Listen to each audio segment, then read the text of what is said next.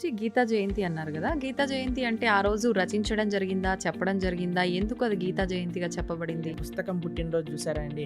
కేవలం ఒకటే పుస్తకం పుట్టినరోజు ఈ ప్రపంచంలో ఉంటుంది, అది గీత. గీతా జయంతి అంటే పుట్టినరోజు చేస్తున్నామంటే ఆ పుస్తకం ఎంత గొప్పదో అర్థం చేసుకోండి. అసలు రచించింది ఎవరు ప్రభుజీ గీతని? కృష్ణుడు చెప్పాడు, వ్యాసుడు రచించాడు. అంటే విన్నది అర్జునుడు కదా. వ్యాస భగవానుడి యొక్క శిష్యుడు సంజయుడు. సంజయుడికి అంటే ఒక బోయవాడి చేతిలో విషపు బాణానికి మరణించాడు అని చెప్పి వింటూ ఉంటాం. అసలు కృష్ణుడు బోయవాడి చేతిలో చనిపోయాడు అనేది అబద్ధం. అబద్ధమా? ఒక విషయం మీకు అడుగుతాను చెప్పి. ప్రభుజీ, భగవంతుడు ఏదైనా ఆశిస్తాడు అంటే తను సృష్టించిన మనిషి నుంచి తాను ఏమైనా ఆశించడం అనేది జరుగుతుందంటారా? ఆశిస్తాను. ఏం ఆశిస్తాడు ప్రభుజీ? ఒంటిపైకి దేవుడు వచ్చాడు అని అంటుంటారు, పూనకాలు ఇలాంటివి అంటుంటారు కదా ప్రభుజీ. నిజంగా భగవంతుడు ఉన్నా కూడా అలా మనిషి ఒంటిపైకి రావటం లాంటిది జరుగుతుందా? దయ్యం వస్తుంది కానీ దేవుడు రాడు. ఎందుకంటే మనం చేసే చెత్త పనులకి, అపవిత్రమైన ఆలోచనలకి భగవంతుడు ఎందుకు రావాలనుకుంటాడండి అసలు మానవుడి దగ్గరకి? నమస్కారం, వెల్కమ్ టు ఐ డ్రీమ్. ధర్మ మార్గం విత్ విజిత కార్యక్రమానికి స్వాగతం. భగవద్గీతను మించిన ఒక గొప్ప గ్రంథం అనేది లేదు. భగవద్గీతని గనక మనం పాటిస్తే, ఆచరిస్తే, చదివిన దాన్ని గనక మనం కరెక్ట్గా ఆచరిస్తే మన నిత్య జీవితంలో చాలా మార్పులు వస్తాయి. మన లైఫ్లో మార్పుల వల్ల మంచి మార్గంలో వెళ్ళొచ్చు, మోక్షాన్ని పొందొచ్చు. రకరకాలుగా మాట్లాడుకుంటూ ఉంటాం భగవద్గీత గురించి. అయితే నిజంగా భగవద్గీతలో ఏముంది, భగవద్గీత వల్ల మనం ఏం నేర్చుకోవచ్చు, ఇలాంటి విషయాలు ఇప్పుడు ప్రభుజీతో మాట్లాడి తెలుసుకుందాం. ప్రస్తుతం మనతో పాటు ఉన్నారు ఇస్కాన్ టెంపుల్ నుంచి ప్రణవానంద ప్రభుజీ గారు. ఇప్పుడు వారితో మాట్లాడి మరిన్ని విషయాలు తెలుసుకుందాం. మనకున్న సందేహాలన్నింటినీ కూడా నివృత్తి చేసుకునే ప్రయత్నం చేద్దాం. హరే కృష్ణ ప్రభుజీ. హరే కృష్ణ ప్రభుజీ, కృష్ణుడి విషయానికి వస్తే కృష్ణం వందే జగద్గురుం అనే ఒక మాట ఎక్కువగా వినిపిస్తూ ఉంటుంది. అసలు దీన్ని ఏ విధంగా అర్థం చేసుకోవాలంటారు? కృష్ణుడు జగద్గురువులు గీతాచార్యులై అయ్యారు. వేదేశ్చ సర్వేర్ అహమేవ వేద్యో అని అంటారు. భగవంతుడి దగ్గర నుంచి అంత జ్ఞానము కూడా స్వామి దగ్గర నుంచే వస్తుంది. జ్ఞానానందమయం దేవం నిర్మల స్ఫటికాకృతిం ఆధారం సర్వ విద్యానాం హయగ్రీవం ఉపాస్మహే అని అంటారు. భగవంతుడి దగ్గర నుంచే బ్రహ్మగారికి జ్ఞానం వచ్చినది. బ్రహ్మగారు ఆ జ్ఞానాన్ని అందరికీ అందించారు. కాబట్టి అన్ని పరంపరలు కూడా సాక్షాత్తుగా నారాయణ నుంచే ప్రారంభం అవుతాయి. నారాయణ సమారంభం అని అంటామన్నమాట. కాబట్టి మనకి 5000 సంవత్సరాల క్రితం ఎప్పుడైతే కురుక్షేత్ర యుద్ధం జరిగింది, ధర్మక్షేత్రే కురుక్షేత్రే సమవేతాయుత్సవ మామక పాండవాశ్చైవ కిమకర్వత సంజయ. అయితే కృష్ణుడు ఒక యుద్ధ భూమిని ఎందుకు చూస్ చేసుకున్నారు అని కానీ మనం ప్రశ్నిస్తే చూడండి, ఎప్పుడైనా India Pakistan world cup final last ball 2 runs to win ఉన్నప్పుడు ఎవరు ఏ పని చేస్తున్న వాళ్ళైనా సరే, క్రికెట్ ఇష్టం ఉన్న వాళ్ళైనా సరే, లేని వాళ్ళైనా సరే అందరూ వచ్చి చూస్తారు ఏమవుతుంది ఇప్పుడు. అవునా కాదా చెప్పండి? అవును ప్రభుజీ, కరెక్ట్. అప్పట్లో ఇండియా పాకిస్తాన్ ఎలా ఉండేదో అప్పుడు కౌరవులు పాండవులు అనమాట. మొత్తం ప్రపంచం అంతా వాళ్ళు ఎంత శక్తివంతం అంటే ఏదో ఒక సైడ్ తీసుకోవాల్సి వచ్చింది అందరికి. ఐదర్ కౌరవుల సైడ్ కానీ పాండవుల సైడ్. మొత్తం అన్ని కెమెరాలు, ఫోకస్ లైట్లు అన్ని కురుక్షేత్రం పైనే ఉందన్నమాట. కృష్ణుడు అనుకున్నాడు ఇది కరెక్ట్ టైం చెప్పడానికి, గీత ఉపదేశం చేయడానికి. ఎందుకంటే ఫోకస్ అంతా ఒక దగ్గరకు వచ్చింది కాబట్టి. అప్పుడు గీతాచార్యుడై శ్రీకృష్ణుడు అర్జునుడి యొక్క మాధ్యమంగా ప్రపంచానికి మొత్తం గీతను ఉపదేశం చేశారు. అంటే అక్కడ అర్జునుడితో పాటు అందరూ కూడా విన్నారా?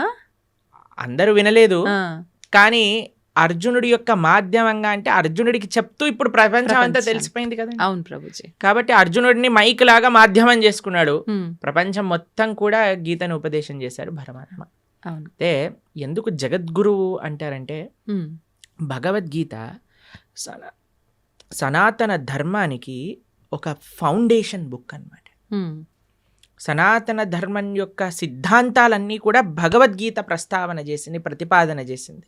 అందుకే ఆచార్యులందరూ కూడా గీత పైన భాష్యాన్ని రచించారు. కాబట్టి ఇప్పుడు చూడండి, మీకు ఒక విషయం చెప్తాను. మీరు ఒక న్యూస్ పేపర్ ఇచ్చారనుకోండి, మీరు ఈ న్యూస్ పేపర్ చదవండి అని చూస్తారు మీరు. ఓ ఇది నిన్న న్యూస్ పేపర్, పక్కన పెట్టేస్తారు. అవును. అవునా? అవును. మీకు ఒక డైరీ ఇచ్చారనుకోండి, ఇప్పుడు 2025 వస్తుంది, మీరు చూసారనుకోండి, అరే ఇది 2023 ఇది ఏమంటారు మీరు, సామాన్లు లిస్ట్ రాసుకోవడానికి, అంతే. తర్వాత ఐరన్ ఎన్ని ఇచ్చారు అని రాసుకోవడానికి యూజ్ చేస్తారు. ఎందుకంటే 2023 డైరీ అయిపోయింది. 2025లో పనిచేయదు. కరెక్టే ప్రభుజీ. కానీ మీరు చూడండి, భగవద్గీత 5000 సంవత్సరాలు అయినది, కానీ ఇప్పటికీ అందరూ అధ్యయనం చేస్తున్నారు భగవద్గీతని. అవును. ఇప్పటికీ అన్నిటికంటే మోస్ట్ కమెంటెడ్ బుక్ ఏదన్నా ప్రపంచంలో ఉంటే అది భగవద్గీత. ప్లస్ భగవద్గీతలో ఏం మార్పులు లేవు. స్వామి చెప్పిన 700 శ్లోకాలు ఏవైతే భగవద్గీతలో ఉన్నాయో అవే నడుస్తూ ఉన్నాయి ఇప్పటికి కూడా. ఇంకా వాటి యొక్క అప్లికేషన్ పెరుగుతుంది. అవును. మొన్న మేము ఒక మేనేజ్మెంట్ కోర్స్ అటెండ్ అయ్యామన్నమాట. అందులో చెప్తున్నారు, ప్రపంచంలో ఎవరు మేనేజ్మెంట్ ప్రిన్సిపల్ చెప్పినా అది భగవద్గీత నుంచే దొంగతనం చేసినవి. వాళ్ళు తీసుకెళ్ళిపోతారు, దాన్ని ఒక వెస్టర్నైజ్డ్ పబ్లిసిటీ చేసి మనకు అమ్మేస్తూ ఉంటారు. మనమేమో చాలా అమాయకులుగా ఎంత బాగా చెప్పారు అని. అవన్నీ గీతలో ఉన్నాయి. కాబట్టి గీతాచార్యుడిగా ప్రపంచంలో ఎవరైనా సరే గీత పట్టుకొని చదివితే వారి యొక్క మనసు మార్పు చెంది, వారి యొక్క జీవితం మార్పు చెందే ఒక జ్ఞానాన్ని కృష్ణుడు ఇచ్చాడు. కాబట్టి ఆయన జగద్గురువు అయ్యారు, మొట్టమొదటి జగద్గురువు అయ్యారు. కాబట్టి అందరు గురువులకి ఆయనే గురువు. ఎందుకంటే ఆయన ఉపదేశం చేసిన తత్వములే మనందరం మాట్లాడుకుంటాం కాబట్టి. అది నారాయణుడిగా ఆయన జ్ఞానాన్ని ఇచ్చిన, కృష్ణుడిగా ఆయన జ్ఞానాన్ని ఇచ్చిన, వ్యాసుడిగా ఆయన జ్ఞానాన్ని ఇచ్చిన, హయగ్రీవుడిగా ఆయన జ్ఞానాన్ని ఇచ్చిన, హంసావతారంగా జ్ఞానాన్ని ఇచ్చిన, కపిలుడిగా జ్ఞానాన్ని ఇచ్చిన, అన్ని అవతారాలు జ్ఞానాన్ని పంచడానికి కోసమే వచ్చాయి. కాబట్టి ఆయన జ్ఞాన నిధి. అందులో భగవంతుడికి షడైశ్వర్య సంపూర్ణుడు అంటాడు. భగవాన్ అనే వాటికి నిర్వచనంగా పరాశర మహర్షి విష్ణు పురాణంలో షడ్ ఐశ్వర్యములు పరిపూర్ణంగా కలిగిన వారు అని చెప్తారు. అందులో ఒక ఐశ్వర్యం సకల జ్ఞానము కలిగిన వాడు ఆయన. కాబట్టి ఆయనకి తెలియనదంటూ ఏముండదు. ఆయన ఇచ్చేదే మనకి ధర్మము అని అంట. అందుకే మన శాస్త్రములు ధర్మస్తు సాక్షాత్ భగవత్ ప్రణీతం. భగవంతుడు చెప్పినదే ధర్మము, భగవంతుడు చెప్పిందే గీత.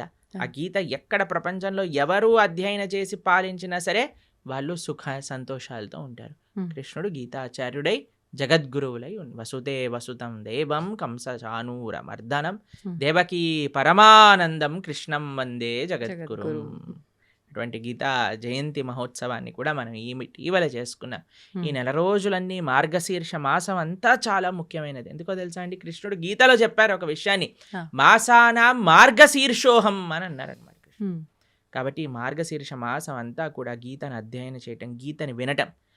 మన ప్రణవానంద దాస్ అనే ఛానల్ ఉంటుంది యూట్యూబ్లో. అందులో మనకి ప్లేలిస్ట్లో ఒకసారి మనం 18 అధ్యాయాలకి 18 గంటలు మనం ప్రవచనం అని చెప్పామన్నమాట. అది వినడానికి ప్రయత్నం చేస్తే మనకి గీత ఏం చెప్పాలనుకుంటుంది అనే విషయాలు మొత్తం కూడా మనకు అర్థమవుతాయి. అలా గీతని వినటం, గీతని చదవటం, గీతని 10 మందికి ఇవ్వటం ఈ మార్గశీర్ష మాసంలో చాలా ముఖ్యమైన విధానం అన్నమాట. ప్రభుజీ, గీతా జయంతి అన్నారు కదా, గీతా జయంతి అంటే ఆ రోజు రచించడం జరిగిందా, చెప్పడం జరిగిందా, ఎందుకు అది గీతా జయంతిగా చెప్పబడింది? మీరు ఎప్పుడైనా పుట్టినరోజు, ఒక పుస్తకం పుట్టినరోజు చూసారా అండి? కేవలం ఒకటే పుస్తకం పుట్టినరోజు ఈ ప్రపంచంలో ఉంటుంది, అది గీతా జయంతి. అంటే పుట్టినరోజు చేస్తున్నామంటే ఆ పుస్తకం ఎంత గొప్పదో అర్థం చేసుకోండి. అయితే గీతా జయంతి యొక్క విశేషత ఏంటి అని అంటే, గీత ఆ రోజు శ్రీకృష్ణుడు ఉపదేశం చేశారు అని ఒక విషయం చెప్తారు. లేదు, అమావాస్య రోజు ఉపదేశం చేశారు, సంజయుడు దాన్ని ప్రతిపాదన చేశారు ధృతరాష్ట్రుడికి, అది ఏకాదశి రోజు అని కూడా విషయం చెప్తారు. కానీ గీత ప్రకాశితమైన రోజు ఇది మనం తెలుసుకోవాలి. అర్జునుడికి కృష్ణుడు ఉపదేశం చేసిన రోజు గీతా జయంతి. అసలు రచించింది ఎవరు ప్రభుజీ గీతని? కృష్ణుడు చెప్పాడు, వ్యాసుడు రచించాడు. అంటే విన్నది అర్జునుడు కదా, మళ్ళీ అంటే వ్యాస భగవానుడికి ఇప్పుడు వ్యాస భగవానుడి యొక్క శిష్యుడు సంజయుడు. సంజయుడికి ఒక వరం ఇస్తాడనమాట వేదవ్యాసుడు. నువ్వు ఎక్కడున్న విషయమైనా సరే నీకు కనిపిస్తుంది, నీకు అది అర్థమవుతుంది అని. ఎందుకంటే ధృతరాష్ట్రుడికి చెప్పాలి, మామక పాండవైశ్చైవ కిమ కుర్వత సంజయ్, ఏం చేస్తున్నారు వాళ్ళు అని సంజయుడిని అడిగారు. సంజయుడు ఆ దివ్య దృష్టితో చూశాడు. కృష్ణుడు అర్జునుడికి చెప్పిన విషయాలన్నీ కూడా సంజయుడు ధారణ చేసి ధృతరాష్ట్రుడికి చెప్పాడు. సంజయుడు మాధ్యమంగా వేదవ్యాసుడికి తెలిసి వేదవ్యాసుడు కూడా రచించాడు. కాబట్టి మహాభారతము వేదవ్యాస లిఖితం. అందులో కృష్ణుడు ఉపదేశం చేసిన భగవద్గీత మధ్యలో పొందపరిచింది అనమాట. కాబట్టి భగవద్గీత అటు శృతి ఇటు స్మృతి, అపౌరుషేయము లిఖించబడినది. రెండు కూడా విశేషమైన లక్షణం భగవద్గీతకి. అయితే ఇప్పుడు మనందరం చూస్తున్నది తెలుగులో మనకు కనిపిస్తుంది గీత అనంటే. ముందుగా రచించింది సంస్కృతంలోనేనా ప్రభుజీ? సంస్కృతంలో ఉన్నప్పుడు అంటే ఎవరంటే వాళ్ళు చదవడానికి అంటే బ్రహ్మాండంగా గీతని ఎవరైనా చదువుకోవచ్చు. చిన్నపిల్లలు, స్త్రీలు, వృద్ధులు, పురుషులు ఎవరైనా సరే గీత అధ్యయనం చేసుకోవచ్చు, బ్రహ్మాండంగా చదువుకోవచ్చు. ఇలా ప్రభుపాదుల వారి దయ వల్ల ఆయన ఏం చేశారంటే గీత యొక్క యాక్సెసిబిలిటీ ఎలా పెంచారు అని అంటే ఏ లాంగ్వేజ్ సుమారుగా 70 కంటే ఎక్కువ లాంగ్వేజెస్లో శ్రీల ప్రభుపాదుల వారి యొక్క భగవద్గీత ట్రాన్స్లేట్ చేయబడింది. మీకు విషయం చెప్తాను, లాస్ట్ 50 yearsలో 55 కోట్ల గీత పుస్తకాలు వితరణ చేసింది ఇస్కాన్. 55 కోట్ల పుస్తకములు వితరణ చేశారు ప్రపంచవ్యాప్తంగా. అది గొప్ప విషయం అన్నమాట. కాబట్టి అలా మనం ఈ గీతా వితర అనేది చాలా ముఖ్యమైన సేవ. కాబట్టి మీరు ఏ లాంగ్వేజ్లో శ్రీల ప్రభుపాదుల భగవద్గీత యథాతథం అని మీరు టైప్ చేశారనుకోండి, మీకు ఈజీగా లభించేస్తుంది. దాన్ని చక్కగా మనం చదువుకోవటమే. అది తెలుగులో అంటే తెలుగులో, ఇంగ్లీష్లో అంటే ఇంగ్లీష్లో, హిందీలో అంటే హిందీలో, అన్నిట్లో ఉంది. ఇప్పుడు గీతని అంటే దానం చేయొచ్చా ప్రభుజీ? ఎవరికి దానం చేయొచ్చు అంటారు? ఒకవేళ దానం మన ఇంట్లో ఉండే పుస్తకాన్ని దానం చేసేయకూడదు. మన ఇంట్లో ఉండే పుస్తకాన్ని మనం చదువుకుంటూ ఇంకో పుస్తకాన్ని తీసి దానం చేయొచ్చు. ఇప్పుడు చూడండి, అందరికి ఒక క్రేజ్ పెరిగిపోయింది ఈ మధ్యలో రిటర్న్ గిఫ్ట్స్ అని. సరే, మీరు ఏ చిన్న ఫంక్షన్ చేసినా సరే రిటర్న్ గిఫ్ట్ ఇవ్వాలి. ఇప్పుడు వచ్చే గిఫ్ట్ కంటే వెళ్ళే గిఫ్ట్ ఇంకా ఈ ప్రెస్టీజియస్ గా ఉండాలి అని ఆలోచిస్తూ ఉంటారు. పెళ్లిల్లో ఉండే వాళ్ళందరూ ఆలోచిస్తుంటారు ఏమి ఇవ్వాలి, ఏం చేయాలని. మీరు ఏ వస్తువు ఇచ్చినా సరే ఇదేంటి, ఇది అందరు ఇస్తున్నారు, ఇదెందుకు, దీనికంటే ఎక్కువ తీయచ్చు కదా, అన్ని కంప్లైంట్స్ వస్తూ ఉంటాయి. ఎవరు సాటిస్ఫై చేయలేం. నా పర్సనల్ సజెషన్ ఏంటి అంటే, సనాతన ధర్మంలో ఉండే వాళ్ళు ఎవరైతే వివాహం చేసుకుంటారో రిటర్న్ గిఫ్ట్గా అందరికి ఒక గీతా పుస్తకాన్ని ఇవ్వండి. మంచి సలహా ప్రభుజీ. ఏదో ఒక ఆధ్యాత్మిక పుస్తకాన్ని ఇవ్వండి. దాన్ని ఏదో వంక పెట్టలేడు కదా, పెట్టలేరు, ప్రసాదంగా తీసుకుంటాడు కదా. చదివితే వాడు బాగుపడతాడు, మీకు ఆ పుణ్యం వస్తుంది. ఇప్పుడు చూడండి ఎన్ని మంచి విషయాలు ఉన్నాయో. ఒక వివాహంలో ఎంత కోట్లు ఖర్చు పెట్టేస్తున్నారండి. ఇప్పుడు మీరు చూసే ఉంటారు కదా. అసలు వివాహం పైన కాదు, వెనకాల ముందుండే తోకల పైన. అసలు వివాహం 10 నిమిషాలు అయిపోవాలి, మిగతావన్నీ రోజులు చేసేస్తున్నారు. సరే చేసుకొని ఇవ్వండి, కానీ కనీసం పెళ్లి రోజే ఇదైనా చేయండి. కనీసం సనాతన ధర్మ ప్రచారం అవుతుంది, మీకు పుణ్యం వస్తుంది, తీసుకున్న వాడికి ఒక ఆపర్చునిటీ దొరుకుతుంది గీతను చదువుకోవడానికి. కాబట్టి ఎంతమంది అయితే వివాహాలు చేసుకుంటున్నారో మీరు, కానీ ఈ వీడియో మీ దగ్గరకు వస్తే మీకు కృష్ణుడు ఒక అవకాశాన్ని ఇస్తున్నారు గీత పంచడానికి అని అనుకోండి. మాకు ఎంతో మంది తెలుసండి, చాలా మంది పెద్ద పెద్ద ఆఫీస్ ఫంక్షన్స్ జరిగినప్పుడు, ఏదైనా జరిగినప్పుడు, మొన్నే మేము ఆదిలాబాద్లో ఉన్నప్పుడు ఒక ఆయన 108 భగవద్గీత పుస్తకాలు తీసుకెళ్ళి వాళ్ళ ఇంట్లో జరిగే ఉత్సవంలో అందరికి ఇవ్వాలి అని తీసుకెళ్ళారనమాట. కాబట్టి తప్పకుండా మీకు కానీ గీత పుస్తకాలు కావాలి అని అంటే ఇస్కాన్ ఆదిలాబాద్కి మీరు కాంటాక్ట్ చేయండి. మీకు ఎన్ని వేలు కావాలంటే అన్ని 1000 పుస్తకాలు మేము పంపిస్తాం. చక్కగా మీరు రిటర్న్ గిఫ్ట్ రూపంలో గీత పుస్తకాన్ని ఇవ్వండి. అప్పుడు మీరు అడగచ్చు, వాళ్ళు చదవరండి, చాలా మంది ఇంట్లో ఉంటే చాలండి. మీకు స్టోరీ చెప్తాను.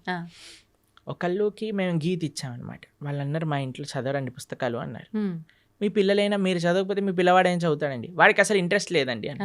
సరే అయ్యా మీ ఇంట్లో పెట్టుకో, ఎవడైనా వచ్చినప్పుడు చదువుతాడు వాడు అని అన్నాను. సరే అని వాళ్ళ ఇంట్లో పెట్టుకున్నారనమాట. పెట్టుకుంటే వాళ్ళ ఇంట్లోకి హైదరాబాద్లో ఉంటారు వాళ్ళు. అయితే వాళ్ళ ఇంట్లో ట్రీట్మెంట్ కోసం అని వాళ్ళ చుట్టాలు ఎవరో 3 రోజుల కోసం వచ్చారట హైదరాబాద్లో ఉండడానికి.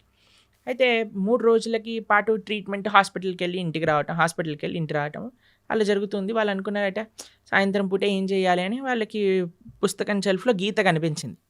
అయితే మేము చెప్పాము ఎవరో ఒకళ్ళు చదువుతారు, మీరు ఉంచుకోండి ఇంట్లో అని అన్నాను. అంతే. వాళ్ళు తీసుకున్నారు, వాళ్ళు చదివారు, వాళ్ళకి చాలా నచ్చింది ఆ పుస్తకం. వాళ్ళ ఇంటికి తీసుకెళ్ళిపోయారు. వాళ్ళు ఉండేది ఎక్కడో మహబూబ్ నగర్ ప్రాంతంలోనే ఎక్కడో. వాళ్ళు గీత చదివి వాళ్ళు భక్తులైపోయారు. మేము ఒక కార్యక్రమానికి వెళ్ళినప్పుడు వాళ్ళు మాకు ఈ విషయం చెప్పారు, ప్రభుజీ మీరు ఒకళ్ళ గీత ఇస్తే వాళ్ళ ఇంట్లో ఉన్న గీత మేము చదివితే మేము భక్తులం అయిపోయాం. ఎవరికొకరికి ఉపయోగపడింది. ఎవరికొకరికి ఇప్పుడు బాంబు పెట్టారనుకోండి ఎక్కడో ఒక చోట పేలుతుంది కదండి. అలానే గీత కూడా అంతే, మన దగ్గర ఉండాలంతే. మీరు చదవకపోతే మీ పిల్లలు, ఏ పిల్లలు చదవకపోతే మనవాళ్ళు మనవరాళ్ళు ఎవరో ఒకరు చదువుతారు. గీత ఉన్న దగ్గర తరించకపోవటము అంటూ ప్రశ్నే లేదు. గీత ముట్టుకున్నవాడు, చూసినవాడు, దర్శించుకున్నవాడు, ఒక పేజ్ చదివినవాడు, ఒక అక్షరం చదివినవాడు అందరూ తరిస్తారు, దాంట్లో ఎటువంటి డౌటే లేదు. ఏ లాంగ్వేజ్‌లో ఉన్నది చదివినా గూడా ఏ మనకు కరెక్ట్‌గా లాంగ్వేజ్‌లో ఉన్న గీతా మహాత్యం చెప్తుంది. గీత ఎక్కడైతే ఉంటే అది సాక్షాత్తుగా ప్రయాగ క్షేత్రంతో సమానము. హ్మ్. కాబట్టి మన ఇంట్లో మనకి చాలా ముఖ్యమండి. హ్మ్. మనకి మీకు సాంప్రదాయంలో చూస్తే మనం మంగళం అని మంగళహారతి భగవంతుడికి సమర్పణ చేస్తాం. అవును. అందులో శాస్త్రాలకు కూడా మనం మంగళహారతి సమర్పణ చేస్తామన్నమాట. ఏవైతే వైదికమైన గంధములు మన ఇంట్లో ఉంటాయి. ఆ! ఆ! కాబట్టి ప్రతి ఒక్కళ్ళింట్లో గీత, భాగవత, రామాయణాదులు ఉండవలసినదే. హ్మ్.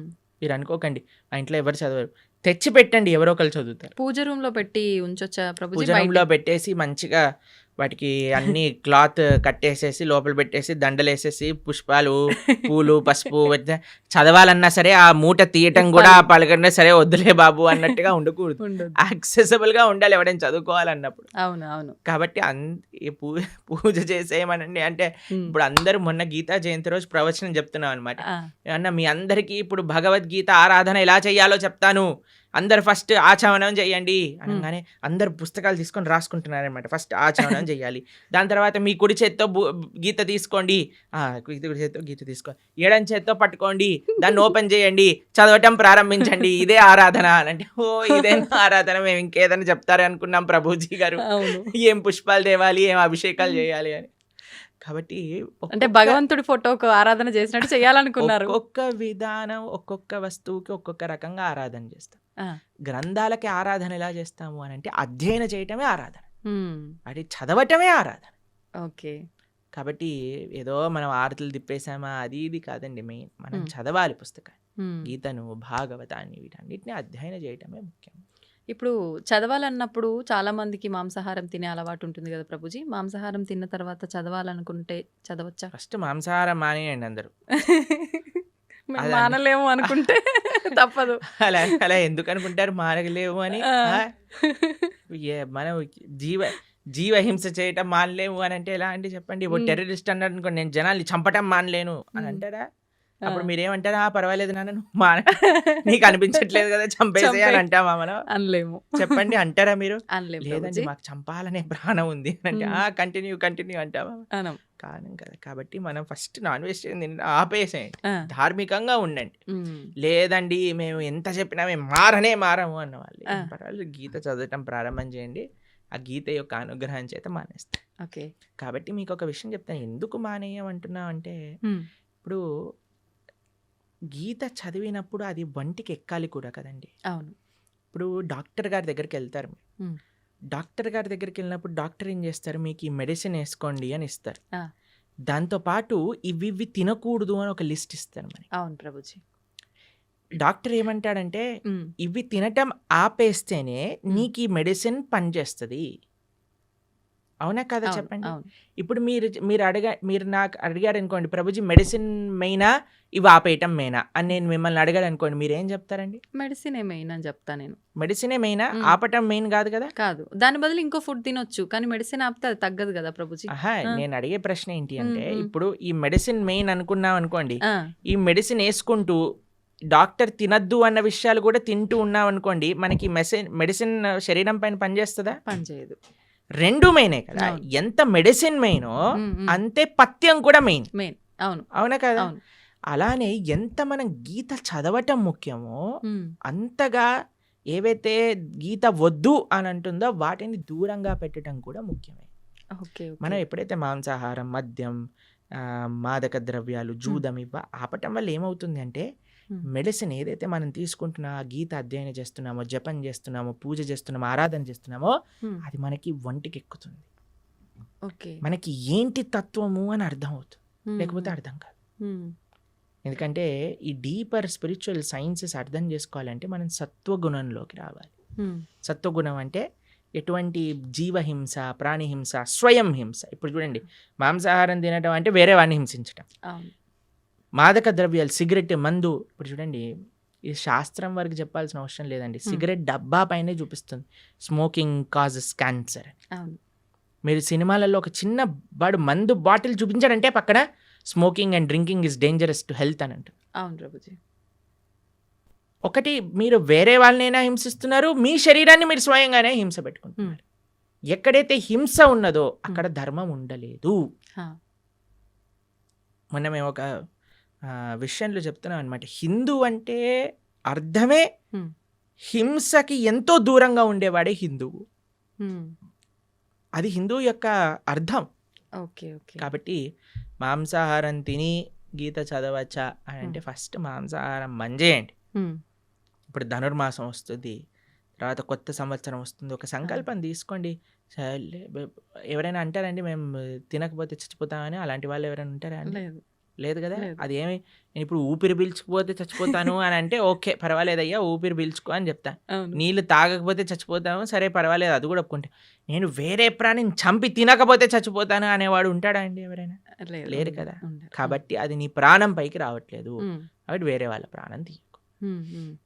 కాబట్టి మనం ఒక సంకల్పం తీసుకుందాం, మంచిగా ధార్మికంగా ఉండడానికి ప్రయత్నం చేద్దాం. ఎందుకు మీకు ఈ విషయాలు చెప్తున్నానంటే, ఒకళ్ళు ఇటీవల మాకు చెప్పారు, ఒక కంపెనీలో పనిచేసే 250 మంది ఎంప్లాయీస్ మన వీడియోస్ వల్ల మాంసాహారాన్ని మానేసిన వాళ్ళు ఉన్నారు. కాబట్టి అందుకేసమే మనం మళ్ళీ చెప్తున్నాం, ఎందుకంటే జనాలకి పాపం తెలియదు. ఇప్పుడు ఉండే ప్రవచనకర్తలు కూడా ఎలా తయారయ్యారంటే, ఏం తిన్నా పర్వాలేదు, మీరేం చేసినా పర్వాలేదు, అన్నీ వీటికి వాటికి సంబంధం లేదు, అది ఇది అంటున్నారు. కానీ అలాంటి వాళ్ళు ఉన్నప్పుడు మనకి ధర్మం ఏంటో తెలిసినప్పుడు మనం కరెక్ట్గా చెప్పాలి కదా, అది మన కర్తవ్యం కదండి.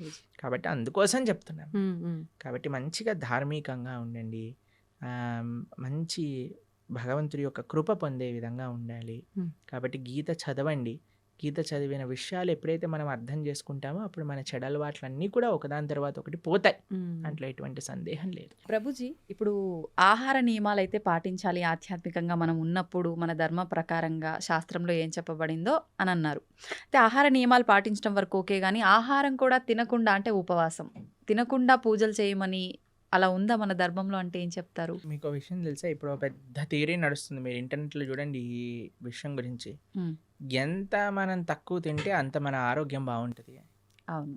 మీకు ఒక సైంటిస్ట్, అవార్డ్ విన్నింగ్ సైంటిస్ట్ ప్రతిపాదన చేసింది, 15 రోజులకు ఒకసారి కానీ ఉపవాసం ఉంటే క్యాన్సర్ని మొత్తం క్యాన్సర్ సెల్స్ని తినేస్తుంది బాడీ అని, ఫుల్ బాడీ డీటాక్స్ అయిపోతుంది అని. 15 రోజులకు ఒకసారి వచ్చేది ఏకాదశి. మనం ఏకాదశి ఉపవాసం ఉండండి రా అంటే దేవుడు అలా ఉండమన్నాడా, ఇది చేయమన్నాడా అని అంటారు. కానీ వెస్టర్న్ సైంటిస్ట్ వచ్చి do this fasting and you will be cancer cells will be gone అనగానే ఓ వా అని అంటారు మన వాళ్ళు. అది మన దగ్గర ఉండే ఒక మూర్ఖత్వం అంటారు, అమాయకత్వము, అజ్ఞానము అని అనొచ్చు మనం. కాబట్టి మన శాస్త్రం ఏదైతే చెప్తుందో అది జాగ్రత్తగా ఆచరించటం వల్ల మనకు తెలుస్తుంది. ప్రతిదీ ప్రశ్నించాల్సిన అవసరం లేదండి. మనం ఏం చేయాలంటే ఫస్ట్ ఆచరించాలి. ఇప్పుడు మీకు స్కూల్లో అడ్మిషన్ ఇచ్చారనుకోండి, యూనిఫామ్ వేసుకోండి, సాక్స్ ఈ కలర్లో ఉండాలి, షూస్ ఇలా ఉండాలి, పాలిష్ చేసుకొని రావాలి, హెయిర్ స్టైల్ ఇలా ఉండాలి, ఆడపిల్లలు అయితే జడ వేసుకొని రావాలి అని చెప్తారు. ఎందుకు జడ వేసుకోవాలి, ఎందుకు యూనిఫామ్ వేసుకోవాలి, ఎందుకు షూ పాలిష్ చేసుకోవాలి, ఇవన్నీ అడగం. చెప్పింది చేస్తాం.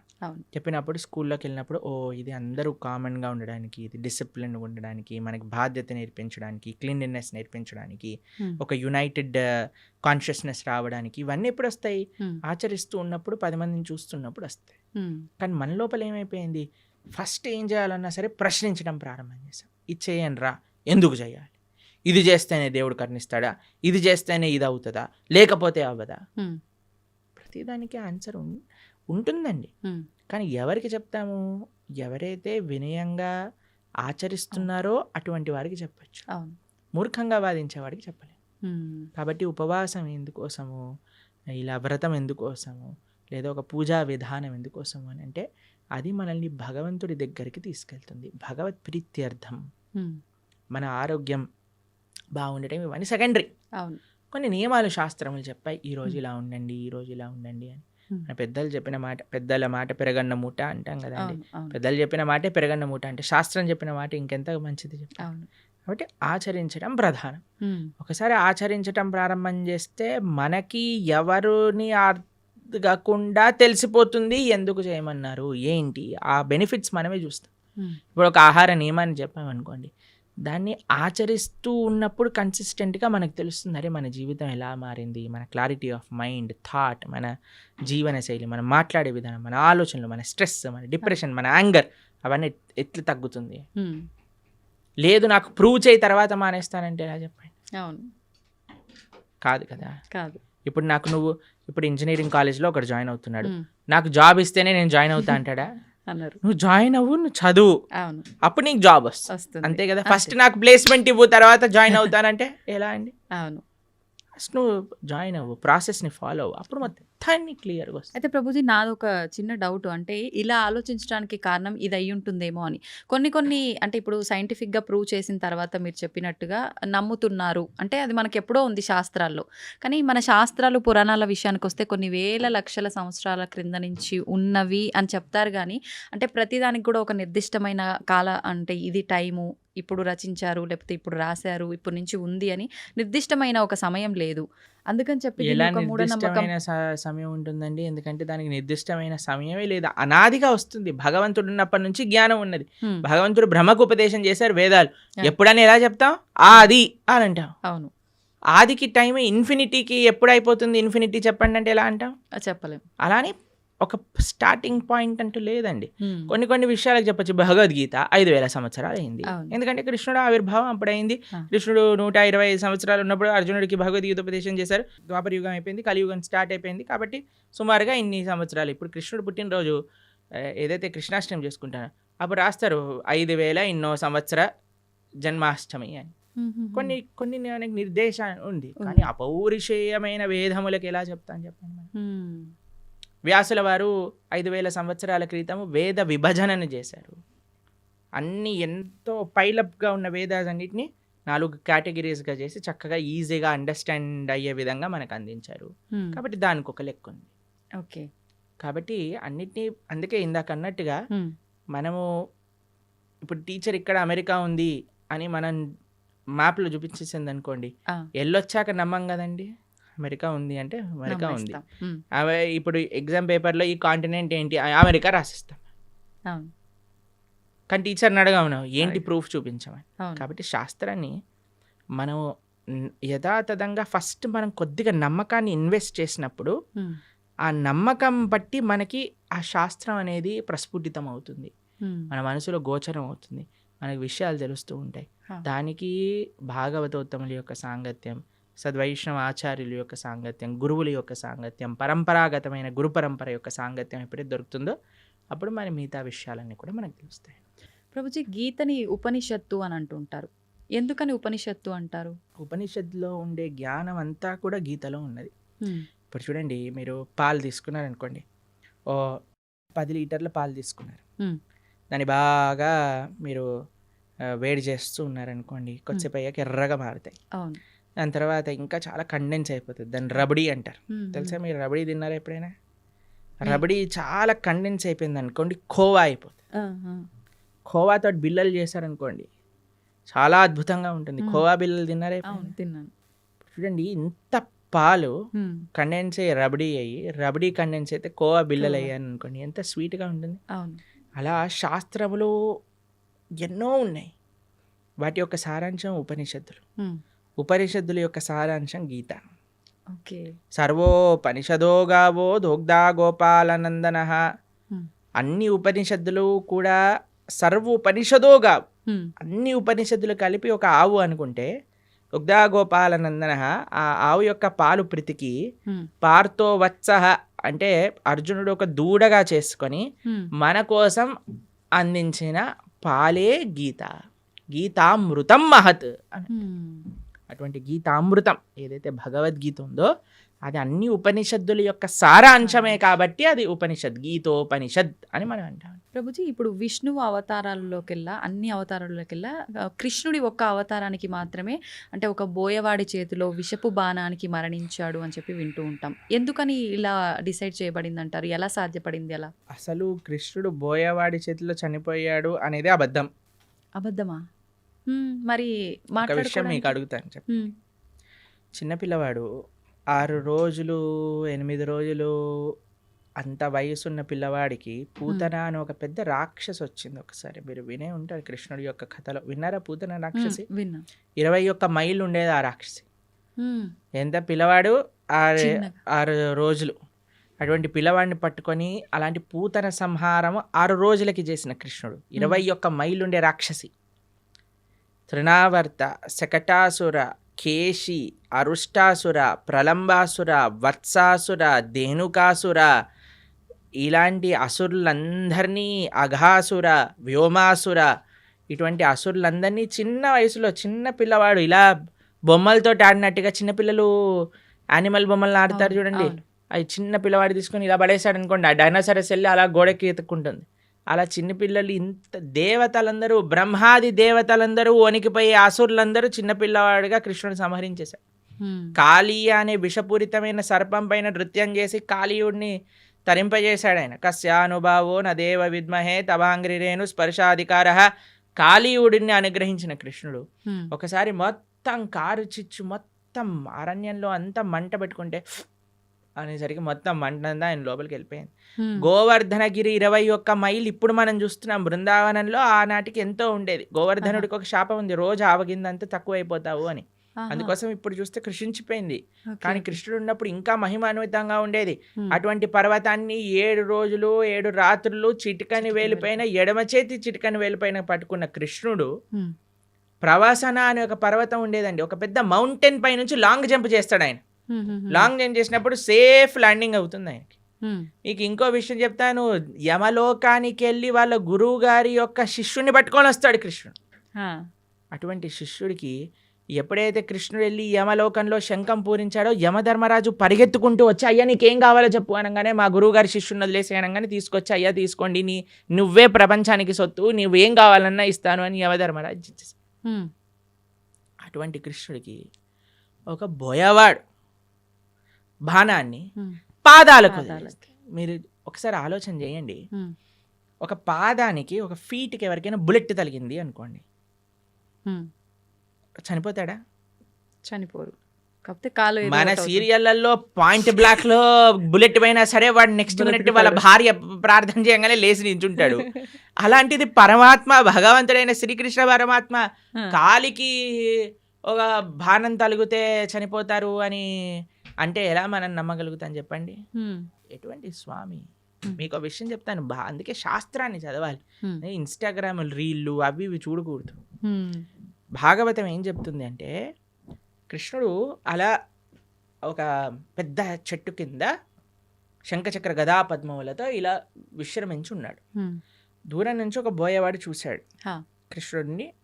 కృష్ణుడి యొక్క పాదము ఆయనకి ఒక జింక చెవిలా కనిపించింది అన్నమాట. అయితే దూరం నుంచి ఆయన బాణం వేశాడు. ఆ బాణం వచ్చి కృష్ణుడికి తలిగింది. తర్వాత ఆ బోయవాడు వచ్చాడు.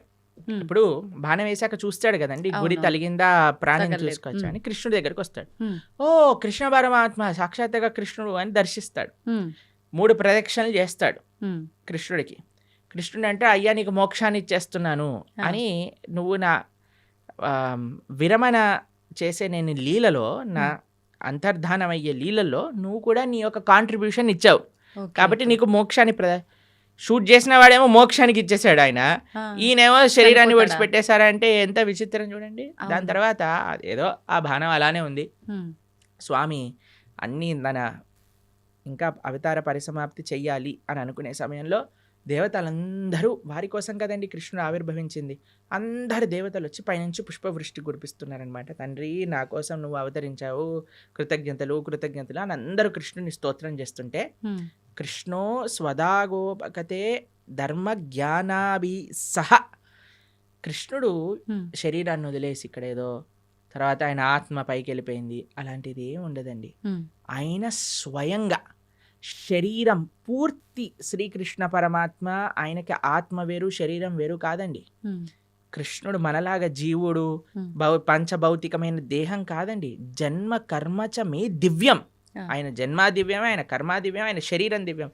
ఆయన ఎలా అయితే ఆ చెట్టు కింద కూర్చున్నారో అలానే శరీరంగా ఆయన యొక్క ధామానికి చేరుకున్నారు కృష్ణ పరమాత్మ. ఎప్పుడు ఆయన అవతార పరిసమాప్తి చెయ్యాలి ఆయన ఆ సంకల్పం చేసేసుకున్నప్పుడు. కాబట్టి ఆ బోయవాడి చేతితో చనిపోయాడు అనేది పెద్ద అబద్ధం. ఇప్పుడు ఇక్కడ అంటే ఈయనకు మోక్షం కల్పించడం కోసమే ఆ బాణం తగలడమా ప్రభుజీ, లేదంటే రాముడు వాలిని చెట్టు చాటు నుంచి చంపటము ఇదంతా? ఎందుకంటే వాలి చనిపోయే ముందు రాముడికి క్షమాపణ అడిగి, అయ్యా నువ్వు చేసింది ధర్మమే అని వాళ్ళ కుమారుడిని రాముడికి సరెండర్ చేయించి వెళ్ళిపోతాడు. కాబట్టి భగవంతుడికి మనలాగా every action as equal and opposite reaction లాంటి స్వామి దగ్గర పనిచేయమండి. ఓకే. కానీ ప్రతి స్వామికి ఒక్కరు కర్మ ఉండదు. అదే అదే ఉదాహరణగా అంటున్నా కదా, తీసుకుంటారు. మనకి మనం WhatsApp university, Instagram college, Facebook tuitions ఇవన్నీ తీసుకుంటాం కాబట్టి మనం ఇలా తయారయ్యాం. కానీ శాస్త్రంగా అర్థం చేసుకోవాలి మనం. కావున కృష్ణుడికి భగవంతుడికి పుట్టుక ఉండదు, భగవంతుడికి మరణం ఉండదు. ప్రభుజీ ఇప్పుడు మనకున్న 4 యుగాల్లో ప్రస్తుతం కలియుగంలో ఉన్నాము. అయితే కలి ప్రభావం వల్ల రకరకాల పాపాలు పెరిగిపోతున్నాయి. అది కలి ధర్మం అంటుంటారు. మరి ఈ కలియుగంలో మన అంటే తప్పు ఒప్పులని మన కర్మలని తప్పించుకునే శక్తి మనకు ఉందంటారా?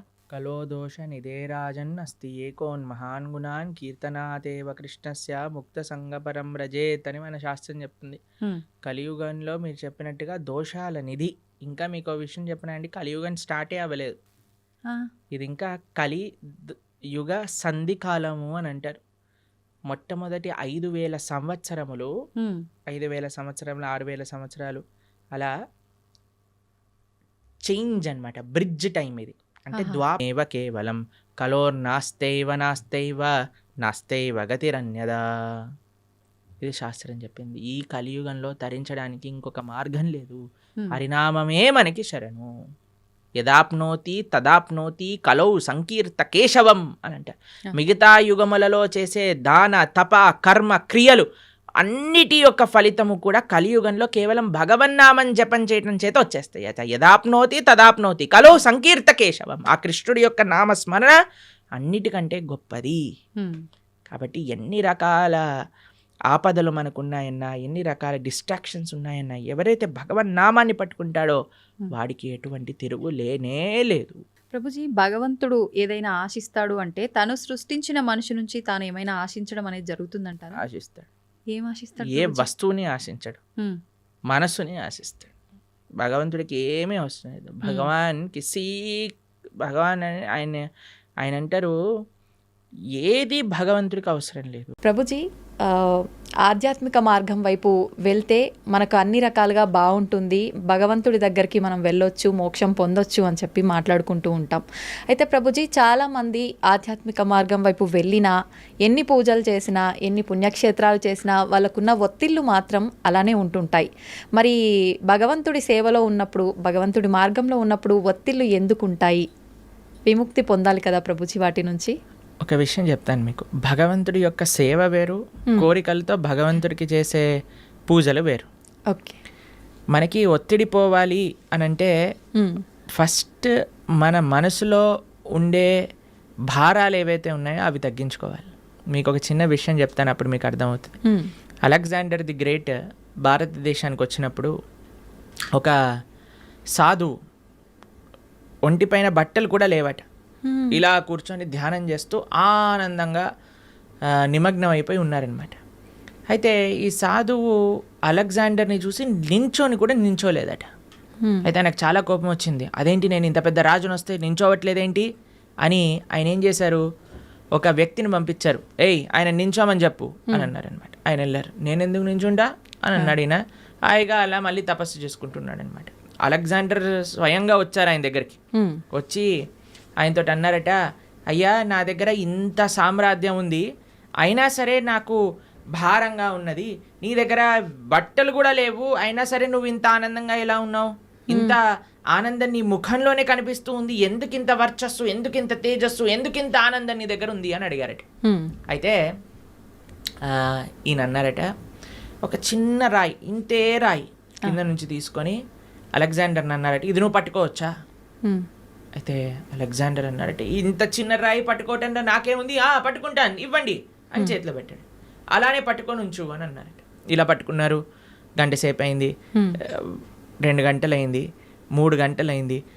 అలా టైం పెరుగుతూ ఉండేసరికి ఆయన చేతి మొత్తం కూడా ఎంత హెవీగా అనిపించిందంటే అంత హెవీగా లాస్ట్ కింద పడేశారు. అమ్మో, నేను ఇంకా పట్టుకోలేను అదేంటి ఇంత చిన్న రాయి నేను పట్టుకుంటాను, అచ్చేస్తా ఇంచేస్తాను అన్నావు కదా, ఇప్పుడేమైంది అని అంటే, అమ్మో చాలా కష్టం, చాలా కష్టం.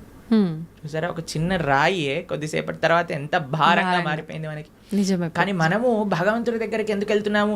అయ్యా నాకు కొత్త కారు కొని ఇచ్చేసేయి, నాకు కొత్త ఇల్లు కొని ఇచ్చేసేయి, నాకు తొందరగా పెళ్ళి అయిపోవాలి, నాకు పిల్లలు కలగాలి, నాకు ఇంత ఆస్తి రావాలి, నాకు అది కావాలి, ఇది కావాలి అని ఇంకా భారాలు అడగడానికి మనం భగవంతుడి దగ్గరికి వెళ్ళామనుకోండి, ఎప్పుడు మనం ప్రశాంతంగా ఉండలేం.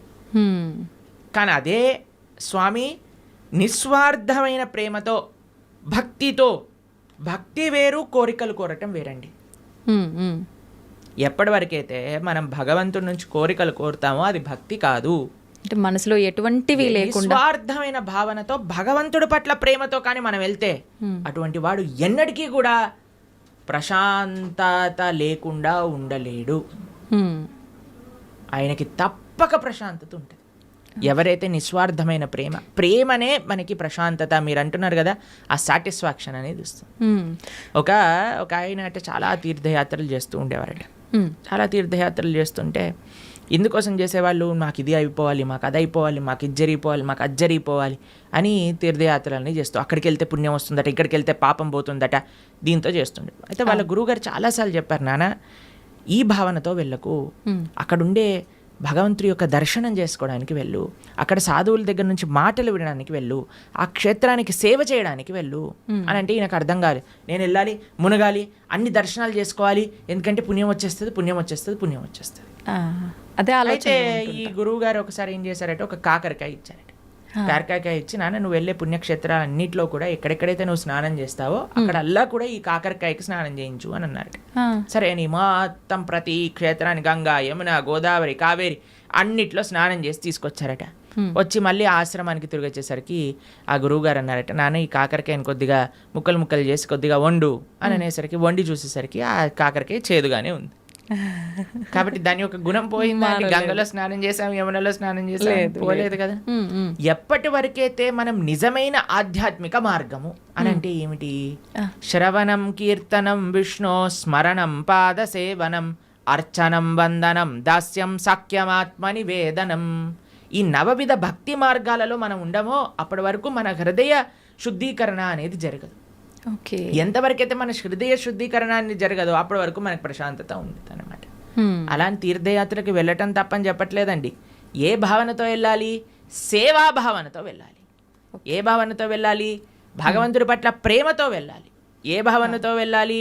అక్కడ నుంచి ఏం నేర్చుకోవచ్చు, ఏం తెలుసుకోవచ్చు అనే భావనలోకి వెళ్ళాలి. కానీ ఏదో పుణ్యం వచ్చేసేయాలి, పాపం పోవాలి, ఏదో సైట్ సీయింగ్గా ఇలా వెళ్తే ఏం ప్రయోజనం లేదు.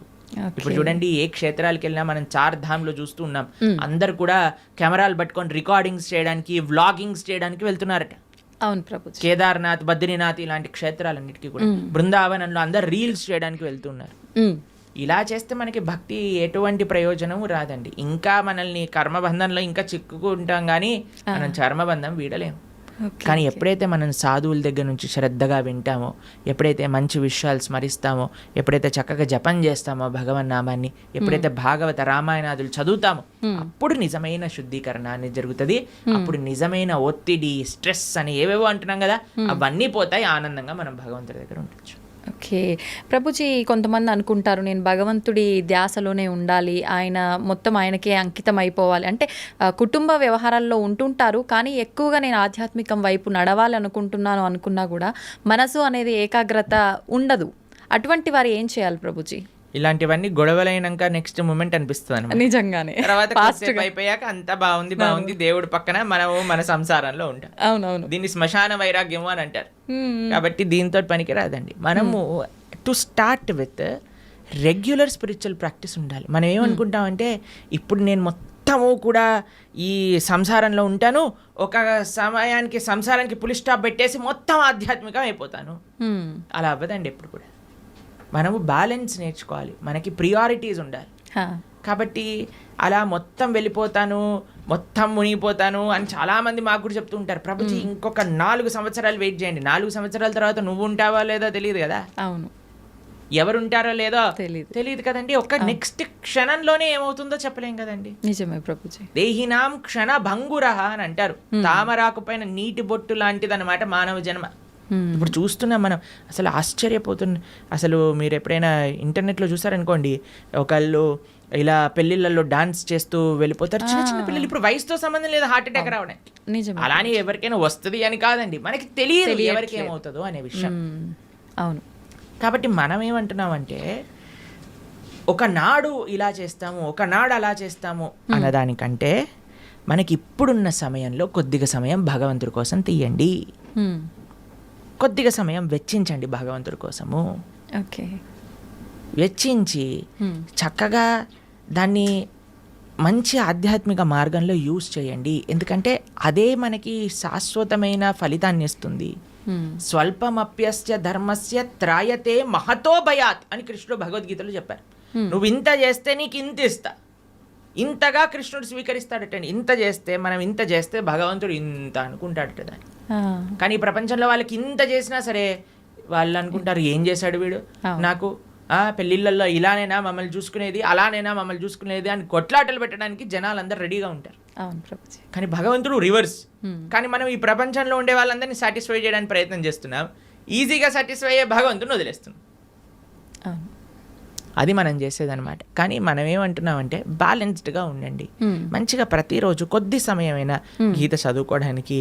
మీరు చూడండి, ఏ మతం వాళ్ళైనా అండి చిన్నప్పటి నుంచి పిల్లలకి నేర్పిస్తారు వాళ్ళ మతం ఏంటి, వాళ్ళ సాంప్రదాయం ఏంటి, అసలు వాళ్ళ పుస్తకాలు ఏంటి, పుస్తకాలు చదవటం కానీ వాళ్ళ యొక్క ఉత్సవాలు. మనకి ఎప్పుడు చిన్నప్పటి నుంచి ఎంజాయ్మెంట్ ఎంజాయ్మెంట్ ఎంజాయ్మెంట్ ఎంజాయ్మెంట్ తప్ప మిగతాది ఏమీ మనం నేర్పించట్లేదు. ఎంతమంది తల్లిదండ్రులు పిల్లలకి గీతా భాగవతాదులు చెప్తున్నారు చెప్పండి ఒకసారి? చాలా తక్కువగా ప్రభుజీ. అప్పుడు మన ధర్మం ఎలా ముందుకెళ్తుంది చెప్పండి? కాబట్టి మనం జాగ్రత్తగా కొద్దిగా టైం తీసుకొని ప్రతిరోజు కానీ మనం చదువుతూ పిల్లలకి చెప్తూ ఉంటే అప్పుడు కరెక్ట్ సమాజం అనేది మంచిగా ఉంటుంది, దృఢంగా ఉంటుంది. అది ముఖ్యం అన్నమాట. ఓకే ప్రభుజీ, వింటుంటాం సాధారణంగా పెద్దవాళ్ళు అంటుంటారు, వీడు కారణ జన్మురా అని చెప్పి. అసలు నిజంగా కారణ జన్ములు అంటే ఎవరు ప్రభుజీ? సృష్టిలో ఉన్న ప్రతి ఒక్కరూ కారణ జన్ములే అంటారా? కారణ జన్ములు అనేదానికంటే కర్మ జన్ములు అనడం బెటర్ ఏమో, ఎందుకంటే అందరూ వాళ్ళ కర్మ ఫలితంగా జన్మిస్తూ ఉంటారు. కారణ జన్మలు అని అంటే ఎవరైతే మహానుభావులు ఉంటారో, మహాభక్తులు ఉంటారో, ప్రపంచంలో ఉండే వాళ్ళందరినీ భక్తి మార్గంలో ధార్మికంగా నడిపించడానికి ప్రయత్నం చేస్తూ ఉంటారో, వాళ్ళ ఆచరణ ద్వారా, శాస్త్ర అధ్యయనం ద్వారా 10 మందికి మంచి చేయడానికి ప్రయత్నం చేస్తుంటారు. అటువంటి మహానుభావులు కారణ జన్ములుగా మనం చెప్పొచ్చు. ఎంతో మంది మహానుభావులు మన భారతదేశంలో కారణ జన్ములుగా ఒక ప్రయోజనం కోసం అవతరించిన వాళ్ళు ఉన్నారు. మన ఆచార్యులు జగద్గురు శంకరాచార్యులు కానీ, జగద్గురు మధ్వాచార్యులు కానీ, జగద్గురు రామానుజాచార్య స్వామి వారు, శ్రీ చైతన్య మహాప్రభు, వల్లభాచార్యులు, శ్రీల ప్రభుపాదులు వారు, ఇటువంటి మహానుభావులు జన్మిస్తారు. వాళ్ళని కారణ జన్ములు అని అంటారనమాట.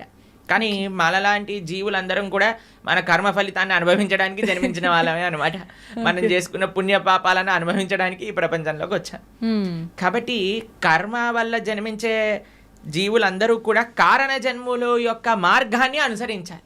వాళ్ళు చూపించిన మార్గాన్ని, వాళ్ళు ఇచ్చిపెట్టిన లెగసీ ఏదైతే ఉందో దాన్ని ఫాలో అవటం వల్ల, వాళ్ళ టీలింగ్స్ ఫాలో అవటం వల్ల మనం కూడా జన్మలేని ఒక చక్కటి భగవంతుడి యొక్క లోకానికి చేరుకోగలుగుతాం అనమాట. కాబట్టి ఆచార్యులు కారణ జన్ములు, వాళ్ళకి కర్మ లేదండి.